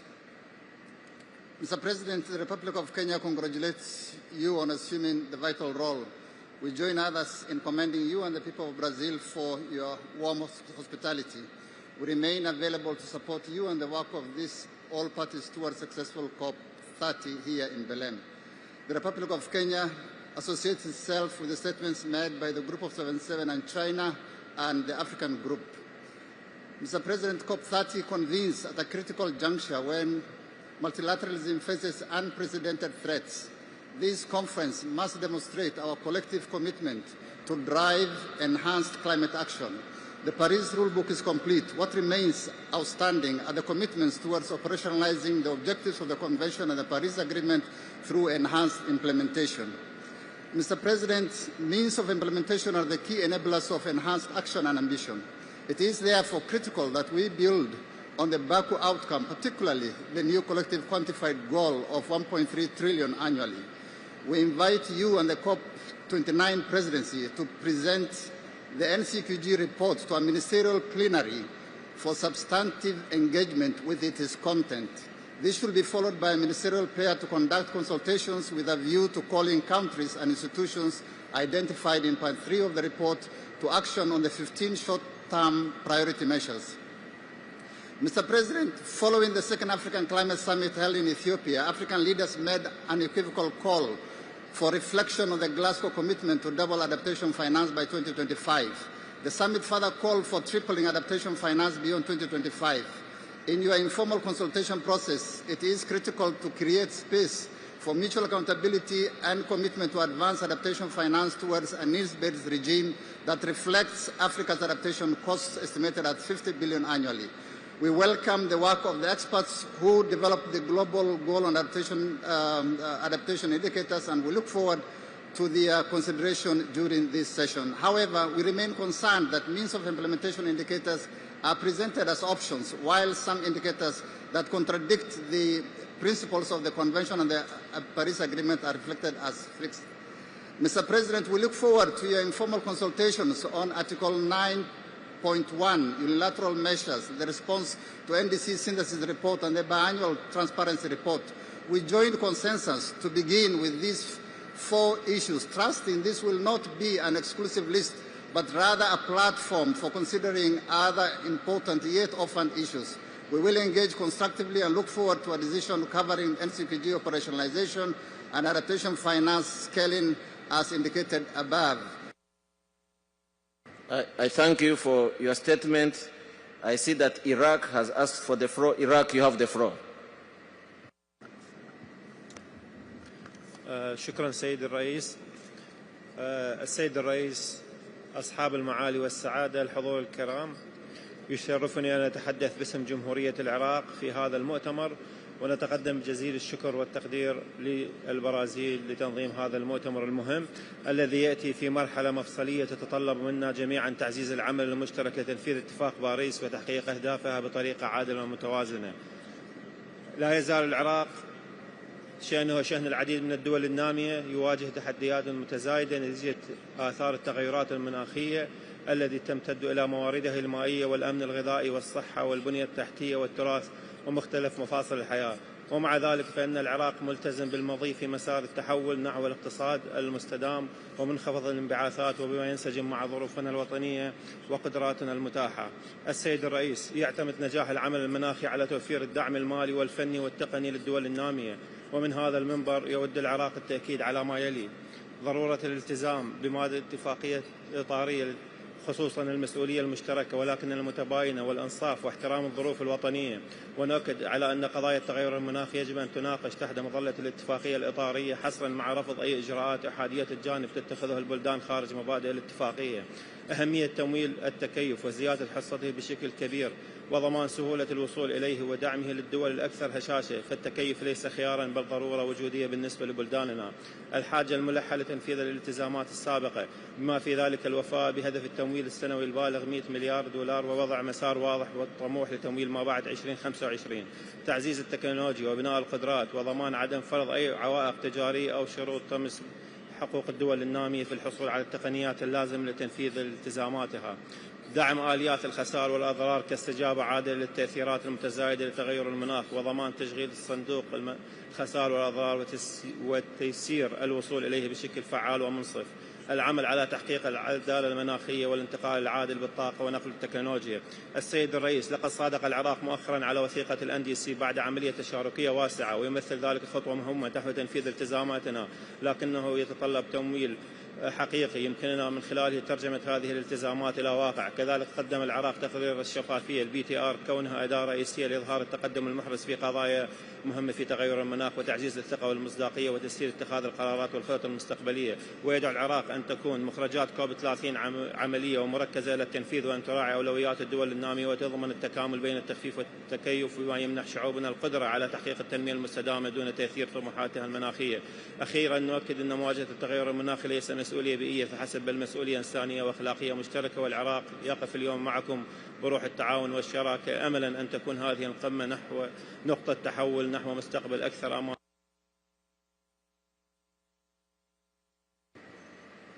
I thank you for your statements. I see that Switzerland has asked for the floor. Switzerland, you have the floor. Thank you very much, Mr. Chair. At the outset, we align with the statement delivered by EIG and use the opportunity to inform our national capacity on new involvements on our financial contribution for climate actions. Mr. Chair, Switzerland would like to reiterate its commitment to the NCQG and to climate finance. Switzerland has and will continue to fulfill its financial obligation in accordance with Article 9 under the Paris Agreement. In 2024, Switzerland contributed approximately 771 million Swiss francs, which is the equivalent of $867 million for climate action in developing countries through public and mobilized private finance. Since the adoption of the Paris Agreement, Switzerland provided 3.383 billion Swiss francs, approximately $4.3 billion. With this, we would like to underscore that we are committed to be amongst the countries taking the lead in reaching the goal of at least $300 billion per year and, as part of the global effort, work to scale up financing for developing countries for climate action to at least 1.3 trillion by 2035. We're looking forward to others joining us in this effort. Today, we would like to highlight the following new additional contributions. First, we will continue to provide significant amounts of our climate finance through multiple channels like the World Bank. Switzerland is contributing 600 million Swiss francs to the 21st replenishment of the International Development Association of the World Bank, which has a target of climate financing of 45%.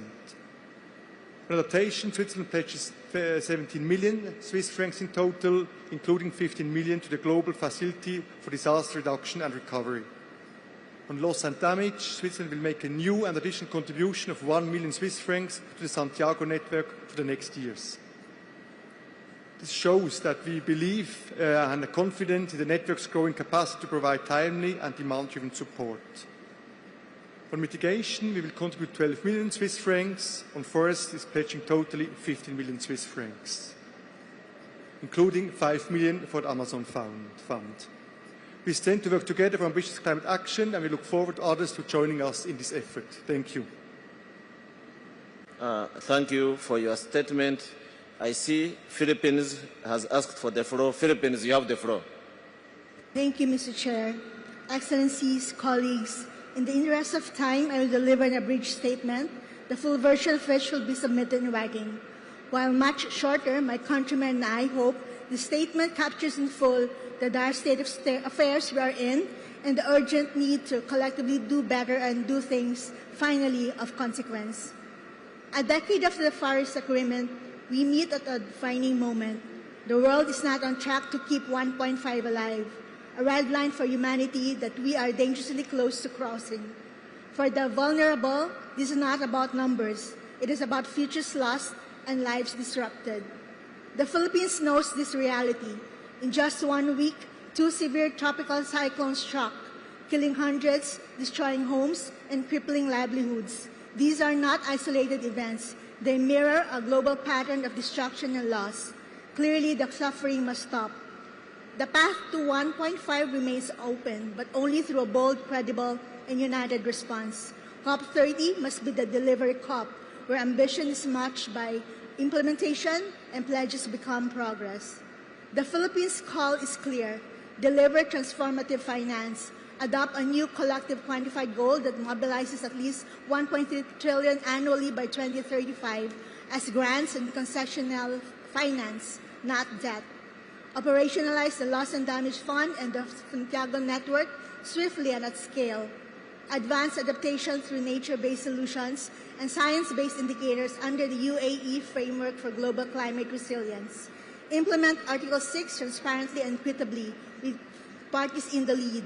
Prioritize a just transition that empowers women and girls, workers, children, youth, older persons, indigenous peoples, and local communities, as well as protects and sustains livelihoods and enterprises.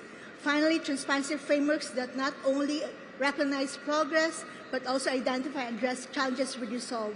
Support the new Gender Action Plan to guide an equitable shift from fossil fuels. The Philippines remains firm in its nationally driven climate action, anchored on fairness, equity, and common but differentiated responsibilities. We believe effective multilateralism is not merely a process, but a value choice, our only path to address this existential crisis that knows no borders. As a party to the UNFCCC and the ASEAN Chair for 2026, the Philippines stands ready to work with all nations, guided by solidarity, by science, and by shared resilience. In our work, let's be reminded delay is not diplomacy, inaction is not neutrality. Let COP30 be remembered not for words on paper, but for results that finally serve our peoples and our planet. Thank you. Thank you for your statement. I see that Iran has asked for the floor. Iran, you have the floor.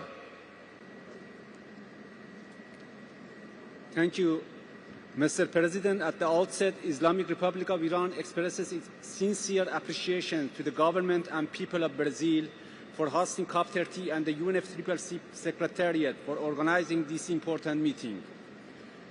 Iran aligns itself with the statement delivered on behalf of the Group of 77 and China, as well as the like-minded developing countries LMDC Group and the Arab Group. This conference convenes at a time when climate impacts are accelerating and placing unprecedented pressure on vulnerable regions. For Iran, located in one of the world's most climate-sensitive and arid regions, the challenges of prolonged drought, desertification, water scarcity, dust storms, and extreme temperatures pose significant threats to our people, ecosystems, and sustainable development. Addressing adaptation needs and ensuring adequate, predictable, and accessible climate finance for developing countries remains one of our highest priorities. However, progress in these areas is severely hindered by unilateral coercive measures. These measures obstruct access to climate finance, technology transfer, and international cooperation, elements essential for implementing effective climate actions.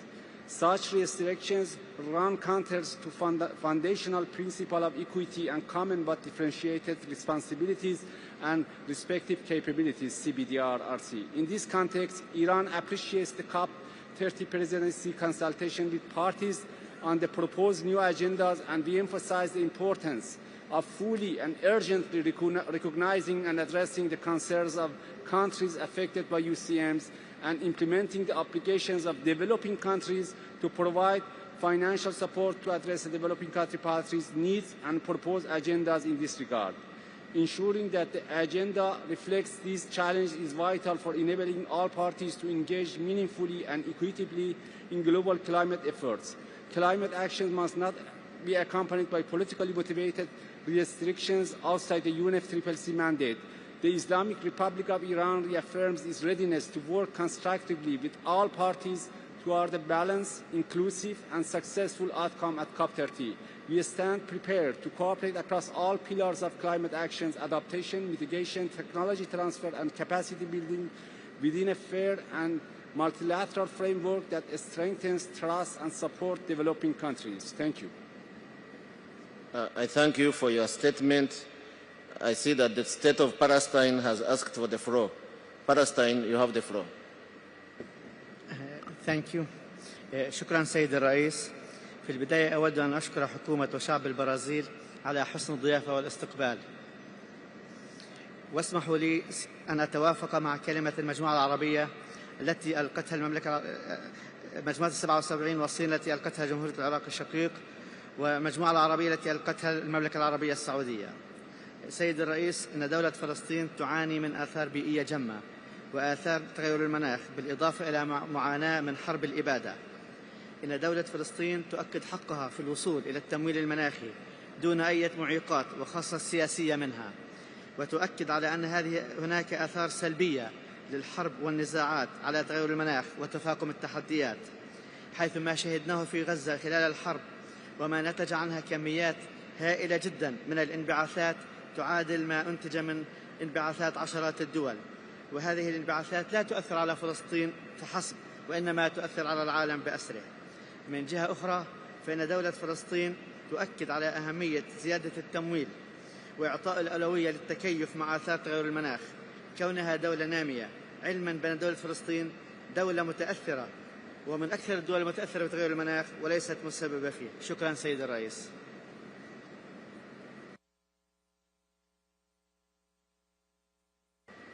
I thank you for your statement. I see Colombia has asked for the floor. Colombia, you have the floor. Gracias, presidente. Colombia se suma a la declaración realizada en nombre de AILAC. Colombia llega a esta COP de la Amazonía con un mensaje claro. No hay acción climática efectiva sin proteger la biodiversidad y la naturaleza, sin una transición para dejar atrás los combustibles fósiles y sin enfrentar la crisis de la deuda. Primero, sobre la transición para dejar atrás los combustibles fósiles. El mundo acordó en el primer balance mundial que la era de los combustibles fósiles debe llegar a su fin. Ahora debemos pasar del llamado a la implementación. Resultados negociados en esta COP que no incluyan referencias claras a esta transición serán incompatibles con la urgencia de la crisis que enfrentamos. Colombia reconoce el liderazgo del Brasil en el llamado a establecer una hoja de ruta para dejar atrás los combustibles fósiles. Como esfuerzo complementario, Colombia será sede de la primera conferencia internacional sobre la transición para dejar atrás los combustibles fósiles, un esfuerzo que no se adscribe a ninguna iniciativa legal existente. Busca crear un espacio colectivo y abierto para visibilizar y explorar rutas viables que permitan superar los desafíos de esta transición. En segundo lugar, sobre las sinergias entre clima y naturaleza. La naturaleza es necesaria para cumplir con los objetivos climáticos.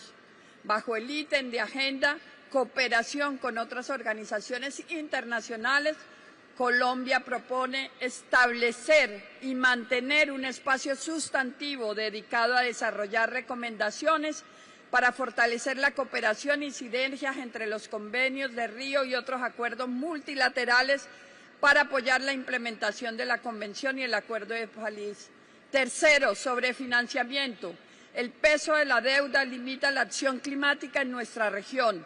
Colombia hace un llamado a que las discusiones sobre financiamiento incluyan mecanismos de financiamiento concesional que no incrementen la deuda y que generen espacio fiscal, así como una reforma profunda de la arquitectura financiera internacional. Cuarto, sobre las personas y la justicia climática, la acción climática debe reconocer y proteger el liderazgo, los derechos y los conocimientos de pueblos indígenas, pueblos afrodescendientes, campesinos y comunidades locales, asegurando mecanismos de financiamiento. Thank you for your statement. I see that Syria Arab Republic has asked for the floor. Syria, you have the floor. السيد الرئيس، السادة رؤساء الهيئات واللجان الفرعية المحترمون، الزميلات والزملاء، السلام عليكم ورحمة الله وبركاته. في بداية كلمتي لا يسعني إلا أن أتوجه بالشكر لجمهورية البرازيل الاتحادية على كرم الاستضافة، كما أتوجه بالشكر لأمانة الاتفاقية على جهودها المتميزة في إعداد هذا المؤتمر.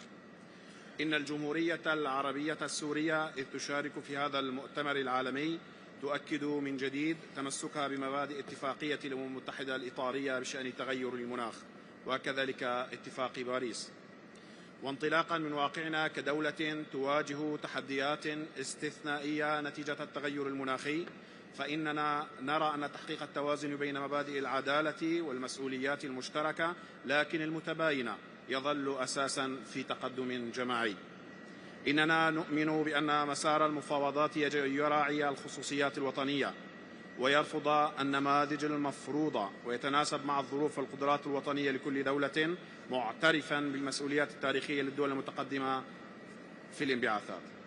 كما نعتبر أن تنفيذ القرارات السابقة وتعزيز آليات التكيف والدعم يجب أن يكون في صلب عملنا المشترك. إننا نرفض أي محاولة لفرض أهداف قطاعية أو نماذج موحدة على الدول النامية التي لم تستطع حتى الآن إعداد تقاريرها. ونؤكد أيضا على ضرورة أن يرافق الطموح المناخي دعم مالي وتقني حقيقي للدول النامية دون شروط معقدة أو تحويل التمويل إلى أعباء وديون، مع ضمان وصول عادل للدول النامية وخاصة الدول الأكثر هشاشة والخارجة من النزاع والأقل قدرة على مواجهة تداعيات التغير المناخي إلى صناديق التمويل الدولية. كما نؤكد على أهمية الحفاظ على مبدأ الإجماع في اتخاذ القرار ورفض الإجراءات أحادية الجانب أو فرض انتقالات سريعة لا تراعي الأولويات الوطنية أو توفير سبل الدعم اللازم وتمثل عائقا حقيقيا أمام الانتقال العادل. السيد الرئيس، نتطلع إلى تحويل هذا المؤتمر إلى زخم حقيقي لتقديم الدعم اللازم للدول ذات الموارد المحدودة وتمكينها من مواجهة تحديات المناخ من خلال إجراءات مبسطة تراعي تخفيف الآثار الاجتماعية والاقتصادية لتدابير الاستجابة ودون المساس بحقها في التنمية. إن سورية وانطلاقا من روح المسؤولية والتعاون بالتوافق مع المجموعة العربية ومجموعة 77 والصين تعبر عن استعدادية للعمل مع كافة الأطراف من أجل مخرجات عادلة ومتوازنة تخدم مصالح الجميع تضمن الحق في التنمية مع حماية المناخ للأجيال القادمة. والسلام عليكم ورحمة الله وبركاته. I thank you for your statement. I see that Timor-Leste has asked for the floor. Timor-Leste, you have the floor. Thank you. Thank you very much, Mr. President. Let me associate my statement with the statement made by Iraq on behalf of 77 in China, Palau on behalf of EOCs, and Malawi on behalf of LDCs. Timor-Leste has been experiencing various climate change impacts such as flood, drought, landslide, tropical cyclone, and sea level rise. Our socio-economic development has been negatively affected by this impact of climate change. As part of the LDCs and small and developing states, the country has limited capacity in terms of financial, technological, and human capacity to adapt to such an impact. Our contribution to the global greenhouse gas is lower than impacts that we are facing at the moment. We call the developed country parties to fulfill their obligation under the UNFCCC and the Paris Agreement to provide finance, technology, and capacity building for us to enable adaptation mitigation actions as well as addressing loss and damage that we are facing at the moment. Climate finance is key for climate actions for all of us. We need to operationalize the 300 billion decided at COP29. This contribution must be new and additional to the current ODA. This scale must include not only adaptation mitigation but also addressing loss and damage. On adaptation, NAPs must be fully funded by public and grant-based financing contributed from developed country parties. Tripling of adaptation financing is urgently required to be decided here at COP30. On global goal on adaptation, we must define indicators on means of implementation towards increasing resilience and reducing vulnerability in the future. On loss and damage, replenishment of fund for responding to loss and damage is critically important to be decided here, since this fund is insufficient to address the needs of developing countries. We welcome the launching of call for funding request held yesterday, and we look forward to get more facilities and communications from the Secretariat to enable us to access to the fund, especially through the direct access through national government. We must finalize the WIM review here in Belém without any delay. On mitigation, Mr. Chairman and President, the mitigation work program needs to come up with a clear decision towards 1.5 degrees Celsius. And the declaration is over and we need to take action now. Thank you very much. I thank you for your statement. I see Turkey has asked for the floor. Turkey, you have the floor.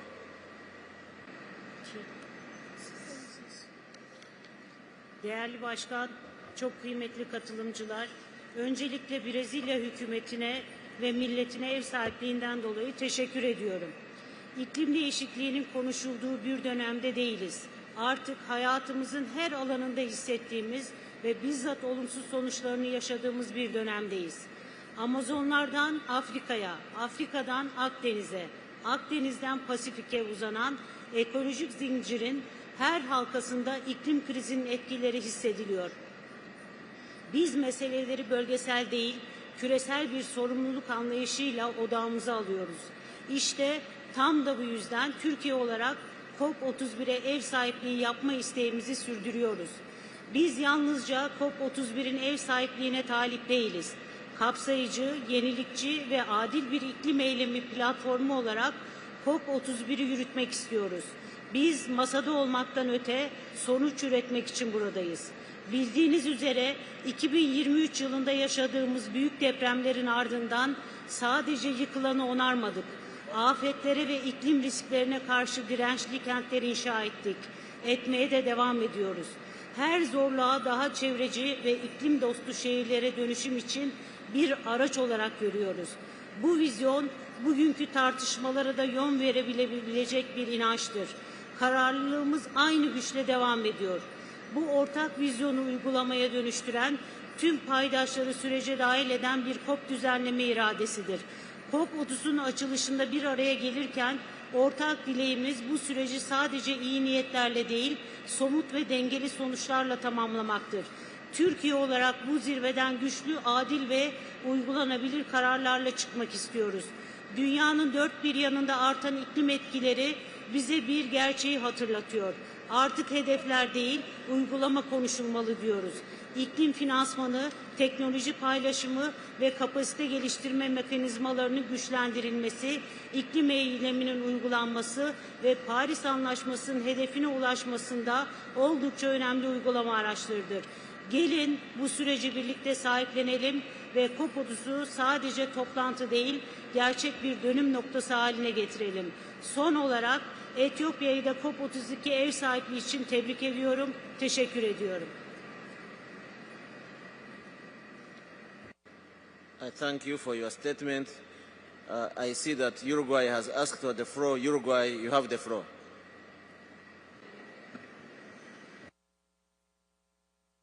Thank you, Chair. Muchas gracias. Uruguay se alinea a las intervenciones realizadas por el G77 más China y Grupo Sur. Uruguay agradece el trabajo de la Presidencia y de todas las partes para conducir este proceso con equilibrio y transparencia.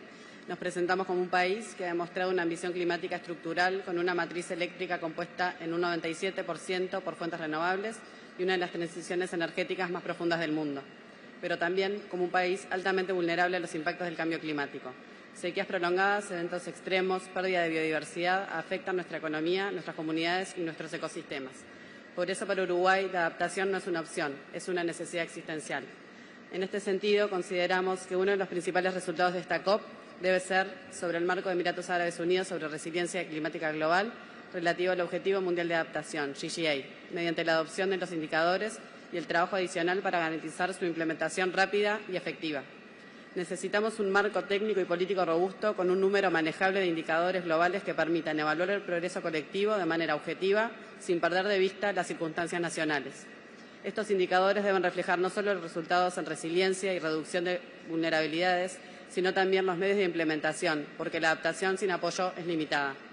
Uruguay subraya la importancia de que el marco final de GGA integre los conocimientos científicos locales e indígenas, género, derechos humanos y que se oriente hacia el fortalecimiento institucional, la planificación territorial y la inclusión social. Solo así la adaptación dejará de ser un concepto aspiracional y se convertirá en un proceso medible, evaluable y financiado. En materia de transición justa, Uruguay apoya un resultado que consolide un enfoque integral y permanente, capaz de articular las dimensiones social, laboral y territorial de la acción climática con enfoques de derechos humanos, género y generaciones. La transición debe garantizar protección social, trabajo decente, equidad en el acceso a las oportunidades y participación de los actores sociales y territoriales. Sostenemos que esta COP debe avanzar hacia un mecanismo institucional que dé continuidad al programa de trabajo con recursos financieros y cooperación técnica suficientes para respaldar el avance hacia sistemas productivos más sostenibles de forma justa y equitativa. En cuanto a financiamiento climático, Uruguay reitera que la provisión de financiamiento público, concesional y previsible sigue siendo una obligación central bajo el artículo 9.1 del Acuerdo de París.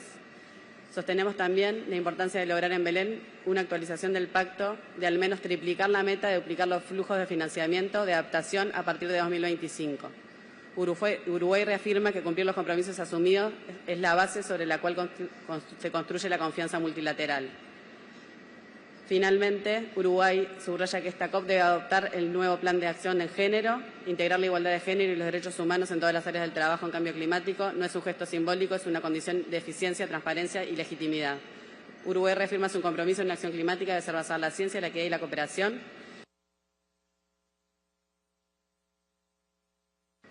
I thank you for your statement. I see that China has asked for the floor. China, you have the floor. 谢谢主席。中国代表团感谢巴西政府和人民为本次会议成功召开所做的贡献。中国代表团也支持伊拉克代表77国集团以及印度代表 BASIC 和 IMDC 所做的发言。主席，从这次会大家的期望，特别是发展中国家都是期盼着能够来积极回应并妥善解决发展中国家长期以来面临的有关资金短缺、气候资金短缺、能源建设不足的问题。同时也是希望能够推动国家间的公正转型，不能够让任何一个国家掉队。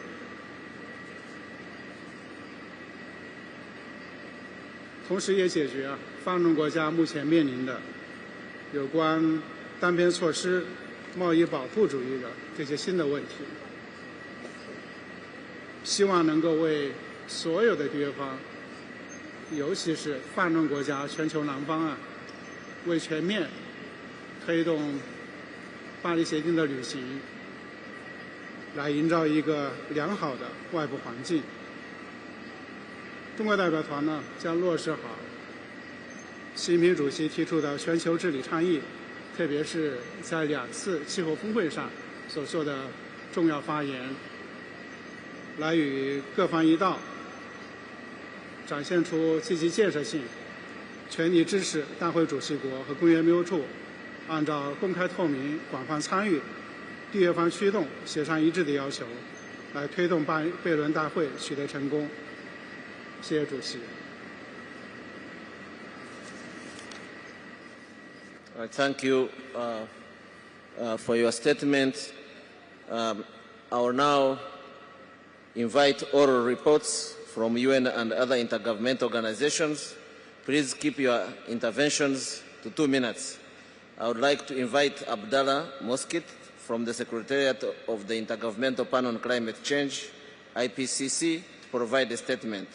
You have the floor. Thank you very much. Dear Chair, first of all, IPCC want to thank Brazil and the city of Belém, and also UNFCCC for the invitation and hosting this COP. Mr. President, I want to intervene for 3 points. The first one is related to steady progress IPCC has achieved. Second, the new improvement in our activity in IPCC with 7th cycle. And the third is about the vital necessity for new contribution, financial contribution, scientific contribution to ensure the sustainability of the activity of IPCC. Concerning the steady progress, I am pleased to inform you that the 7th cycle started well, and we informed that all the reports have been fully scoped and they are in good stages in progress. And the entire scientific content of the report has been agreed upon by the panel. The key scientific issues and knowledge gaps have been identified. More than 660 scientists will gather for the first time in the history of IPCC in the joint lead author meeting in Paris, first week of December. The first draft or the draft of special report on climate change and cities is currently undergoing. The methodology report on short-lived climate forcer concluded its second lead author meeting. And also with the agreed scope of methodology report on carbon dioxide removal technology, carbon capture utilization and storage will now be seeking nomination voters. I thank you for your statement. I now invite a statement from Collaborative Partnership on Forests, CPF. Statement by Collaborative Partnership on All Forests will be delivered by FAO as the chair, represented by Amy Duchel. You have the floor. Thank you, Mr. Chair, Excellencies, distinguished delegates, ladies and gentlemen. This statement is delivered on behalf of the Collaborative Partnership on Forests and its 16 member organizations. Forests have multi-functions and provide solutions to many global challenges, including climate change, environmental degradation, biodiversity loss, food insecurity, and poverty.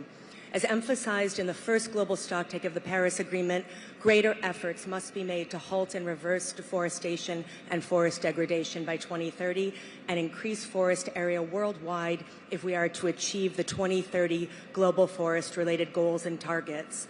The good news is that deforestation rate declined in all regions in the most recent decade, as shown by the Global Forest Resources Assessment 2025, just released by FAO on 21st of October.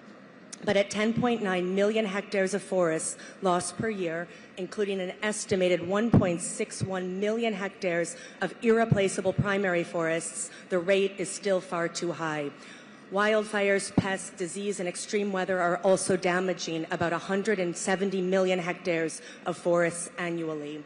Bold, urgent, and innovative actions are needed to prevent forests from turning from carbon sinks into sources of emissions. This would also protect the various environmental and economic benefits, including jobs, that forests offer.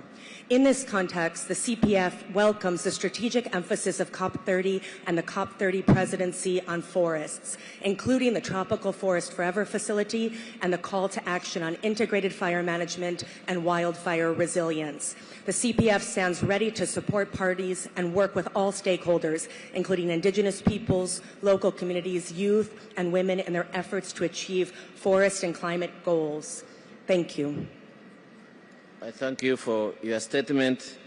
I ask the speakers, NGOs, when we give you the floor, press the microphone once so that the technician can press you in the right place. I now invite Roel Hondas from the International Maritime Organization to make a statement. You have the floor.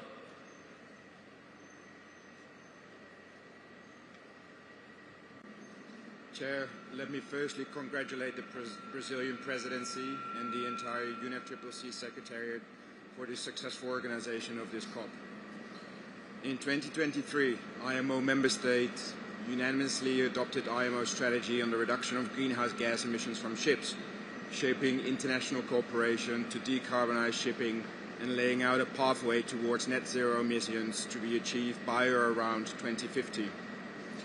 Since the adoption of the 2023 strategy, IMO member states have been actively assessing and developing the regulatory measures required to implement the greenhouse gas emission reduction targets set in the IMO climate strategy. In April of this year, IMO's main environmental organ, the Marine Environment Protection Committee, finalized and approved the IMO Net Zero Framework, a set of new regulations comprising of a technical element, namely a global marine fuel standard, regulating the phased reduction of a marine fuel's greenhouse gas intensity and an emission pricing mechanism. The text of these draft amendments to IMO's main instrument, MARP 186, were circulated with a view to adoption at a session held in October 2025. In considering the draft amendments, the second session of the MEPC agreed to adjourn the session for a period of 1 year. This adjournment will enable further efforts to forge broader consensus around IMO's net set of regulations and reconciling remaining differences and respond to the concerns of member states, including any necessary adjustments to supporting measures. President, IMO enhances technical cooperation and capacity building initiatives dedicated to climate action in the shipping sector, and we do that with a view to leaving nobody behind in the transition of shipping. Thank you very much. I thank you for your statement. I now invite Jane Hupp from International Civil Aviation Organization, ICAO, to provide a statement. You have the floor. Thank you, Mr. Chair. ICAO's Triennial Assembly was held last month with record attendance of 192 out of our 193 member states and concluded with stronger signal yet of commitment and unity on ICAO's leadership for international aviation. This overwhelming support stems from decades of hard and continuous technical work culminating on ICAO's robust global regulatory framework and databases that underpins the 3 ICAO Global Collective Goals for international aviation. The Assembly praised the concrete results from the ICAO capacity building programs such as ACT-SAF and ACT-CORSIA, and on financing with the creation of the Finvest Hub and the launching of the ICAO Arena platform, providing aviation clean energy projects direct access to 14 financial institutions. The message from the Assembly was clear. Despite very good results, action needed to be accelerated for the sectors to reach its goals. CORSIA has been operational for 7 years, and it's on track, with 130 volunteer states participating. The ICAO Council recently approved additional programs ensuring the availability and integrity of CORSIA-eligible units.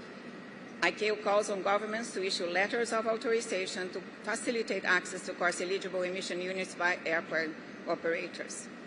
On ICAO objective to reduce 5% of international aviation emissions by 2030 by the acceleration of the deployment and use of aviation cleaner energy, substantial progress is being made, as reflected in the ICAO Cleaner Energy Tracker tools. We are steadily advancing approval and sustainability certification of new feedstocks and conversion processes under CORSIA. Under the ACT-SAF, 11 feasibility studies supporting SAF production in developing states have been completed. We target 50 by 2028. Following the LTAG adoption at the last Assembly, the methodology to track progress towards net zero was developed and approved. Mr. Chair, I thank you. I now would like to invite Kelsey Gray from Committee on Earth Observation Satellites, speaking on behalf of the committee and on behalf of the Coordination Group for Meteorological Satellites. You have the floor. Thank you, Chair, and good afternoon, everyone. I would like to give a warm thanks to the subsidiary body for scientific and technological advice for hosting us today, and it's a distinct pleasure to be here with you all. The Commonwealth of Australia, on behalf of the Committee on Earth Observation Satellites and the Coordination Group for Meteorological Satellites, and as the new chair of CEOS, is pleased to provide this annual report to ZUBSTA. CEOS and CGMS, comprising 69 members, coordinate civilian satellite observations to provide an accurate, transparent and accessible view of the Earth system. These satellite observations play a crucial role in advancing our understanding of Earth's energy balance, forests and agricultural change, ice loss, sea level rise and greenhouse gas concentrations. This year, as we mark the International Year of Glaciers Preservation, satellite and in situ observations reveal that glaciers have lost more than 9,000 gigatons of water since 1976, nearly half in just the past decade. Meanwhile, over 30 years of satellite altimetry show a global mean sea level rise of about 10 centimetres since 1993. CEOS and CGMS are implementing strategies to make Earth observation data more accessible and tailored for policymakers, supporting climate agreement assessments and providing the data needed by this conference, participants and wider society. Continued international collaboration and investment are essential to deepen understanding, improve decision-making and strengthen responses to our planet's growing environmental challenges. Thank you. I thank you. I will now invite Albert Fischer to make statements on behalf of 3 organizations, but this is how it will happen. You will speak 3 times, and each time will be 2 minutes. We will cut you off and you come back again 3 times because the system is designed that way. And these organizations are the World Meteorological Organization, Global Climate Observing System, World Climate Research Program. Albert, you have the floor. Thank you very much, Chair. The World Meteorological Organization, along with its co-sponsored bodies, the IPCC, GCOS, and the WCRP, continues to contribute climate observations and scientific information to support parties. The WMO Greenhouse Gas Bulletin reported that the concentration of carbon dioxide in 2024 was 53% above pre-industrial levels at 423.9 parts per million. The jump from 2023 to 2024, 3.5 parts per million, was the largest recorded increase since modern measurements started in 1957. The WMO State of Climate Update issued last week indicates that January to August 2025 has been 1.42 degrees Celsius above the pre-industrial average. This makes it clear that it will be virtually impossible to limit global warming to 1.5 degrees Celsius in the next few years without temporarily overshooting this target. The WMO State of Global Water Resources report showed that the water cycle continues to become increasingly erratic, with only 1/3 of river basins worldwide with normal stream flow conditions. There is some positive news in our response. The Early Warnings for All initiative is moving forward with pace. Since 2015, the number of countries reporting multi-hazard early warning systems has more than doubled, from 56 to 119. However, 40% of countries still lack early warning systems, and urgent action is needed to close these remaining gaps. The United Nations Systematic Observations Financing Facility, SOF, which WMO hosts, is innovating climate financing through the Systematic Observations Impact Bond that will be announced by the COP presidency this week. And as of September, the Climate Risk and Early Warning System Initiative, CRUISE, has mobilized $150 million. It has leveraged an additional $890 million through its partners, improving early warning access and services for 397 million people in climate vulnerable countries. Thank you. Thank you, Albert. You have the floor again for 2 minutes. Thank you, Chair and distinguished delegates. For 33 years, the Global Climate Observing System, GCOS, has provided the foundation for global climate monitoring, setting the framework for high-quality, reliable data essential to understand, predict, and act on climate change. GCOS works across all domains of the Earth system: atmosphere, ocean, land, hydrology, and cryosphere, coordinating the observation of essential climate variables that support the aims of this convention and the Paris Agreement. Today, we must sound the alarm. The continuity of systematic observations is under growing threat, from declining in-situ networks, uncertain follow-on satellite missions, to barriers to data access, including historical data. These losses jeopardize our collective capacity to monitor the climate system and to track progress, as required by numerous Framework Convention areas of work. Recognizing this urgency, GCOS is preparing its next status report and implementation plan to be released together early in 2027, directly informing the next global stocktake and guiding needed investment in sustained climate observations. Yet GCOS itself now faces an existential challenge. Without new and sustained financial support, the GCOS Secretariat will cease operations in 2027, ending the only mechanism that holistically assesses and coordinates global climate observations across all domains and the full value data chain, from rescue to provision. For the first time, we appeal to parties for urgent and sustained support to safeguard the global observing system and the GCOS program that serves us. In the spirit of Mutirao, the collective effort that inspires COP30, let us act together to preserve the observational foundation for climate action and for the benefit of all and for future generations. Thank you. Thank you, Albert. You have the 2 final minutes.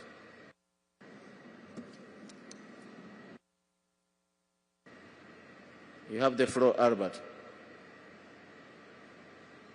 Thank you, Mr. Chairman. I'm reading the statement on behalf of the World Climate Research Program. It is the primary international body with a focus on generating climate knowledge and as such makes fundamental contributions to humankind's ability to understand and predict climate change. WCRP is working on an authoritative assessment that will systematically assess our understanding of threshold breaching, irreversibility, and tipping points in the Earth's climate system, including the Amazon. The paper will also provide key recommendations for how Earth system models can be improved to better understand these processes and identify potential early warnings. WCRP has started a series of status briefs to translate the latest climate science into actionable insights for policymakers. Each brief summarizes cutting-edge research, highlights risks and opportunities, and supports evidence-based climate decision-making. The first of these briefs is focused on current understanding of global sea level rise. The preparation of WCRP's coupled model intercomparison project, next phase, CMIP7, is proceeding as input to new climate insights that will subsequently be assessed by the Intergovernmental Panel on Climate Change. WCRP's lighthouse activity, Digital Earth, is coordinating 1 kilometer scale modeling efforts in combination with high-resolution observational results to enhance insight into climate dynamics on regional and local scale. WCRP's Academy, with a support unit hosted by the Manila Observatory in the Philippines, is the research, training, advisory, and coordination arm of WCRP's capacity building activities. I thank you for your assessment. I will now hand over to the SBI Chair to introduce statements from NGO observers. Julia, you have the floor. Thank you very much, Adonia. I now open the floor for statements from the observer organisations. Please limit your statements to 2 minutes. When a constituency has 2 speakers, the time will be shared between them. I give the floor to the Indigenous Peoples organisations. You have the floor. Kahuti. We celebrate this first COP held in the Amazon. However, the lack of commitment and ambition from parties has brought us to irreversible tipping points. The presidency calls it the COP of implementation, yet we are still experiencing colonization in our territories with the expansion of fossil fuels, including in the Amazon, mining for transition minerals, carbon trading, the agribusiness industry, nuclear energy and uranium extraction, geoengineering, and large-scale renewable energy infrastructure. This perpetuates conflict, displacement, destruction, and contamination of our sacred place, as well as a persecution, criminalization, and murder of our relatives. Well, we demand that all climate action must be carried out with full respect for the rights of indigenous peoples, including our right to self-determination, free, prior, and informed consent, and the protection of lands, waters, and territories. We, therefore, make the following recommendations. The Just Transition Work Program must uphold international human rights standards, including UN DREP, explicitly protect indigenous people in voluntary isolation and initial contact, and redress the impact of the extractive model, ensure direct, flexible, and culturally appropriate access to all forms of climate financing, considering our own financial mechanisms, and acknowledge indigenous women, youth, and persons with disabilities' contributions to climate action and ensure their meaningful participation, ensure full and effective representation and participation in all decision-making process, legal security of our territories, governance structures, and knowledge systems, especially in the SCOP, in NDCs and NAPs. This is an indigenous SCOP, and we are distinct right holders and protect.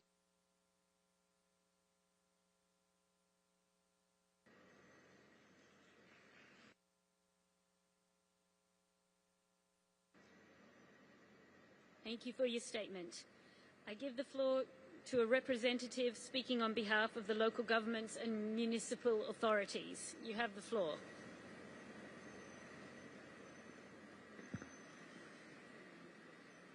Mr. President, distinguished delegates, my name is Rafael Fonteles, Governor of the State of Piauí in Brazil. Piauí is one of the pioneer states in the northeast region of Brazil that has completed its climate action plan. I am delivering this statement in my capacity as the President of Consortium Nordeste on behalf of the LGMA constituents, including the Under2 Coalition. I would also like to thank CICLEI for its support. Global community welcomes the multilateral spirit of COP30 presidents and has come to Belém with a unit voice. Last week in Rio, thousands of mayors and governors announced what they can offer as solutions to national leaders.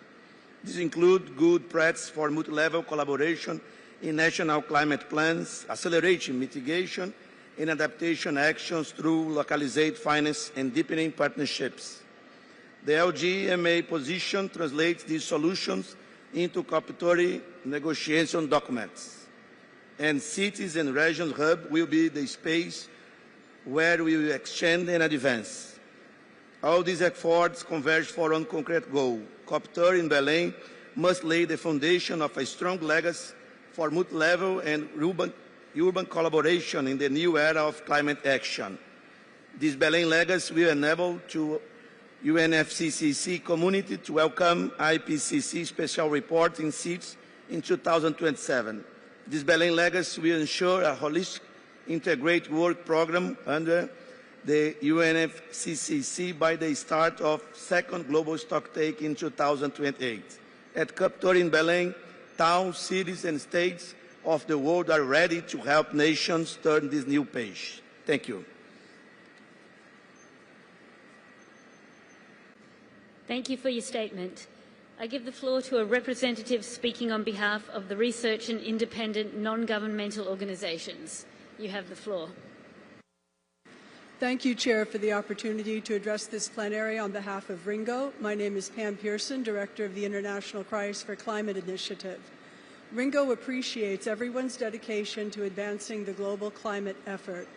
The fact that the world is gathering here in Belém shows that global collaboration is the way to address global challenges. But just being here is not enough. Results matter more. We look forward to significant progress across all items at this conference. These proceedings must continue enhancing the conditions for implementation of the Paris Agreement, in particular the NDCs, the global stocktake, adaptation, finance, and Article 6. Ringo would like to stress the importance of transparent, inclusive, and cooperative decision-making and policies based on multidisciplinary, modern, and sound science, including social sciences and humanities, aligned with indigenous, traditional, and local community knowledge. Let me highlight 4 issues of particular relevance to Ringo. First, on arrangements for intergovernmental meetings, we encourage parties to continue the effort from the SBs to consider the impact of party overflow on inclusivity and accessibility. On research and systematic observation, we appreciated the various presentations yesterday at the 17th Earth Information Day. Ringos are ready to provide expertise to support this work stream. On the global stocktake, we expect parties to enhance the flow of research and scientific information. As Ringos, we have knowledge and insights readily available to ground this process in sound science. On Article 6, Ringos salute the rapid development of stringent rules for the Paris Agreement crediting mechanism. We note with concern that some parties may use Article 6 as a substitute for domestic mitigation, and that initial reports under Article 6.2 are of variable quality.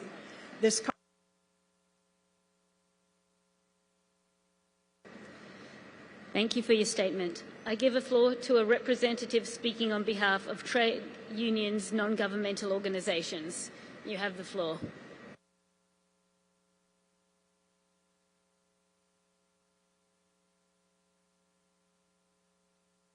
Boa tarde a todos e todas, prezados delegados. Eu sou Rosalina Amorim, sou secretária de Meio Ambiente da CUT Brasil, falo em nome do Movimento Sindical Global, em nome de todos os trabalhadores. Dou-lhes as boas-vindas ao meu país e à minha terra. Aqui na Amazônia, estamos sendo duramente atingidos pelos impactos das mudanças climáticas.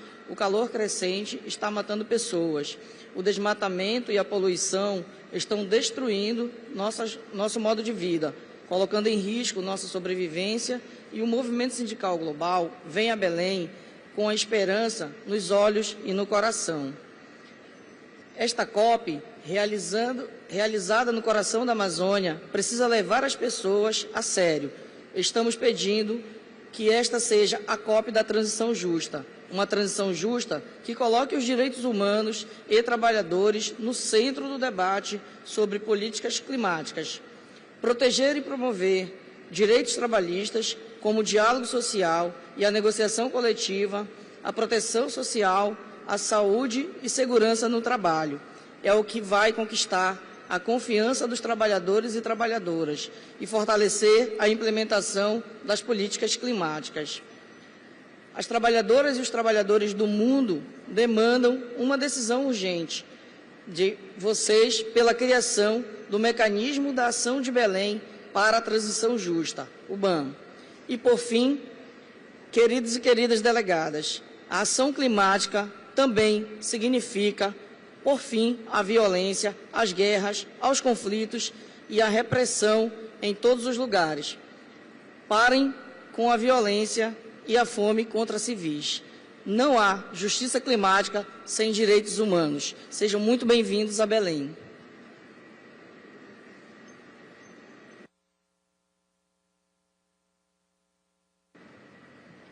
Thank you for your statement. I give the floor to a representative speaking on behalf of the Women and Gender constituency. You have the floor. Thank you, Chair. My name is Michele Ferretti, and I deliver this statement on behalf of the Women and Gender constituency. We gather here in Belém, the heart of the Amazon, as feminists and people's movement around the world are standing against extractivism, militarization, and the financing of destruction that threatens both people and the planet.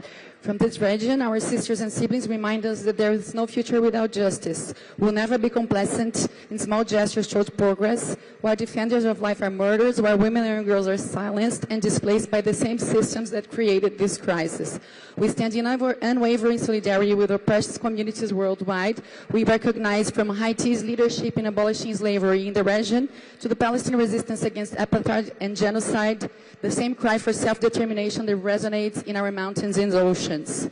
We bring the voices of those defending rivers and forests, of the women who feed their communities with ancestral feeds, of the youth and indigenous leaders, people of African descent, demanding that our bodies and territories are not for sale.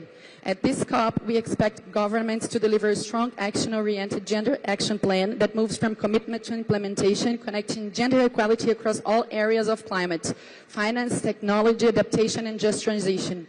We demand feminist just transition built on care, consent, sovereignty, not another wave of extraction painted green. We urge parties to scale up non-debt, grant-based climate finance accessible directly to women and community organizations. Climate finance must become an instrument of reparation and justice, not only another mechanism of control. We advance the global goal and adaptation. Let us ensure that the people most impacted are the ones defining what resilience looks like. The gender-responsive indicators and disaggregated data guide every decision, and that our collective efforts are measured by how they transform lives, not by how they protect markets. Feminists come to Belém not only to resist rollbacks, but to reimagine what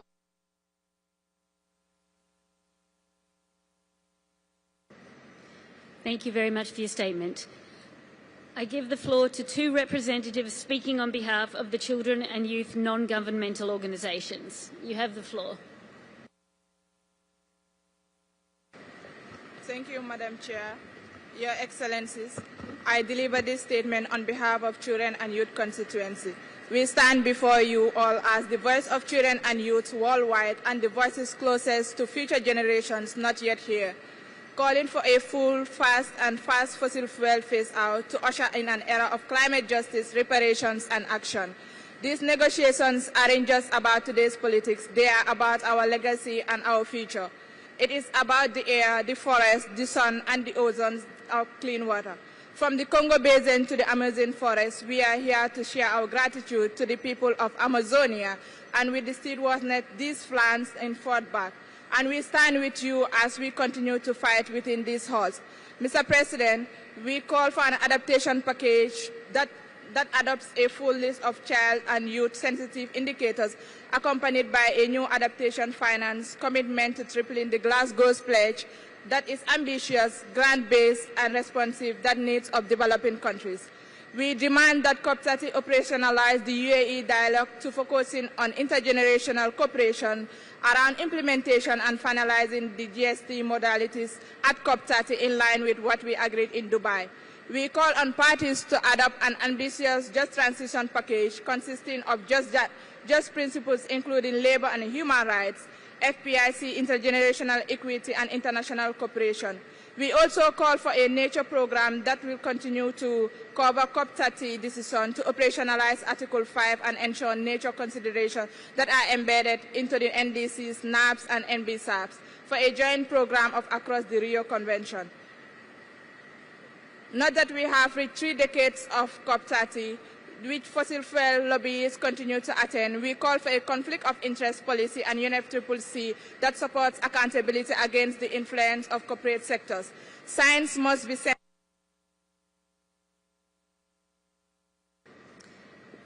Thank you very much for your statement. I give the floor to a representative speaking on behalf of business and industry non-governmental organisations. You have the floor.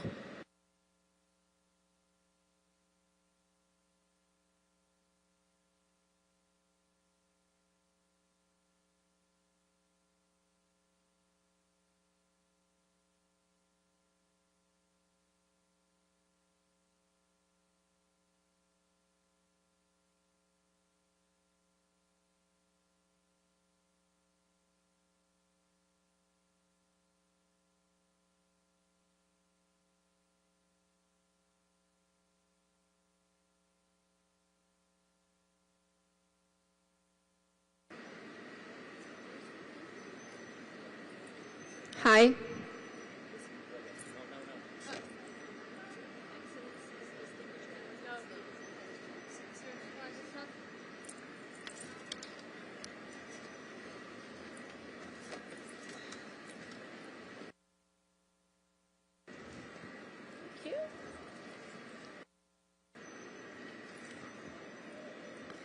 Excellencies, distinguished delegates, ladies and gentlemen.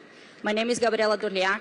I'm the Executive Director of the International Chamber of Commerce in Brazil, and it is my honor to deliver this statement on behalf of the global business community. We sincerely thank the government of Brazil and its people for the warm welcome. We gather here to prove that the spirit of the Paris Agreement is not only alive, but also driving a new era of action. Since Paris, business has driven a wave of climate innovation and solutions and demonstrated time and again its readiness to invest. But progress is hitting the limits of current market signals. This COP matters more than ever, and 3 outcomes are essential in this regard. First, investment-ready national plans. A firm recommitment from all countries to deliver robust new NDCs aligned with 1.5 degrees, anchored in growth, energy security, and industrial competitiveness is critical.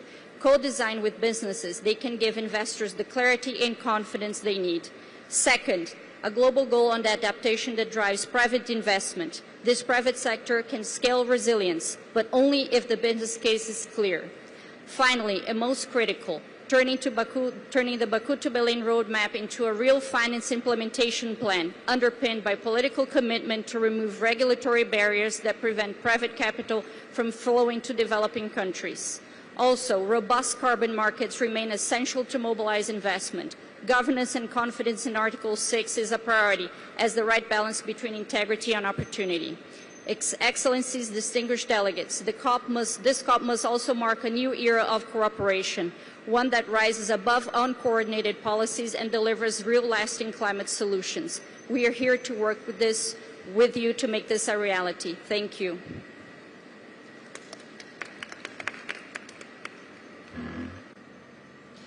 Thank you very much. I give the floor to representatives of environmental NGOs. You have the floor.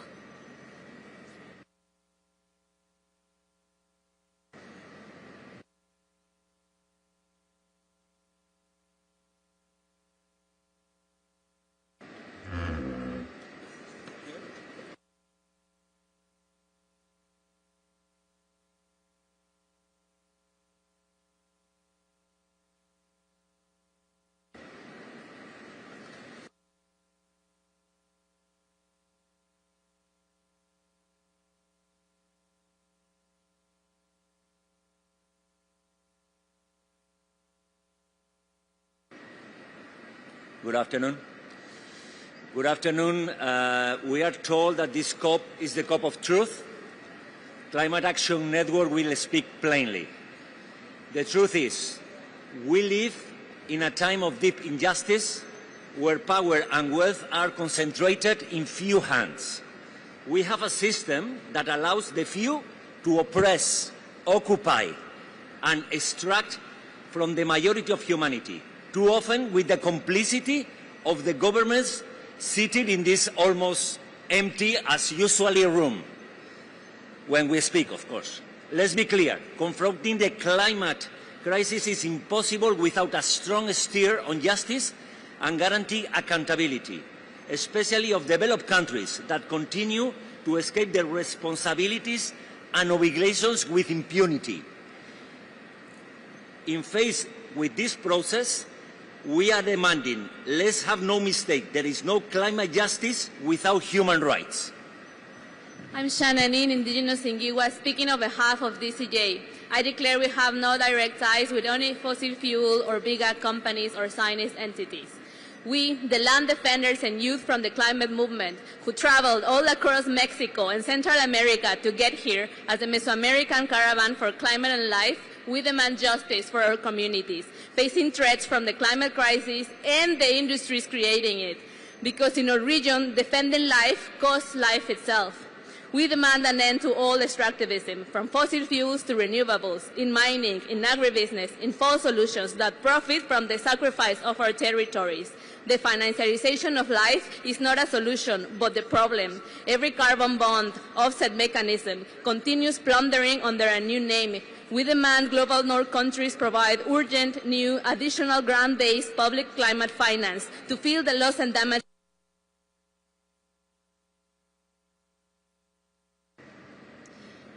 Thank you for your statement. I give the floor to a representative speaking on behalf of farmers' non-governmental organisations. You have the floor. Thank you, Chair. My name is Mailen Salucio, speaking on behalf of the Farmers' Constituency. Agriculture is in the front line of climate impacts, yet it holds significant potential for adaptation and mitigation that remains largely unrecognized and underfunded.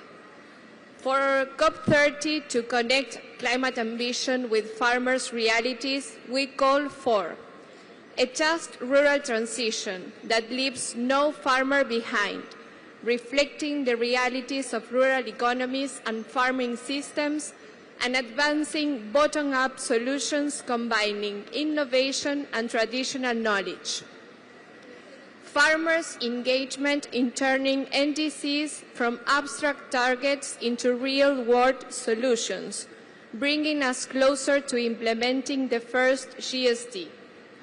A shift in how climate finance is designed and delivered, making it available, accessible, and predictable for all farmers, leveraging farmers' organizations and cooperatives as direct and trusted channels and intermediaries. A global goal on adaptation, capturing adaptation on farm, reflecting the diversity of agroecosystems and tracking finance, enabling recovery and resilience. A clear course for the next phase of the Sharm joint work on agriculture, so that it remains relevant and solution-oriented.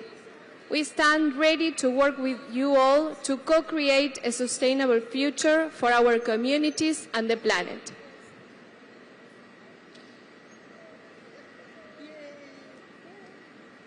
Thank you very much for your statement. Distinguished delegates, colleagues, this brings us to the end of the joint plenary. I hereby adjourn the second meeting of the SPI. I hereby adjourn the second meeting of Substa. I now hand over back to the President. Mr. President, you have the floor. Thank you. I hereby adjourn the joint second meeting of the COP. The second meeting of the CMP is also adjourned. And the second meeting of the CMA is also adjourned.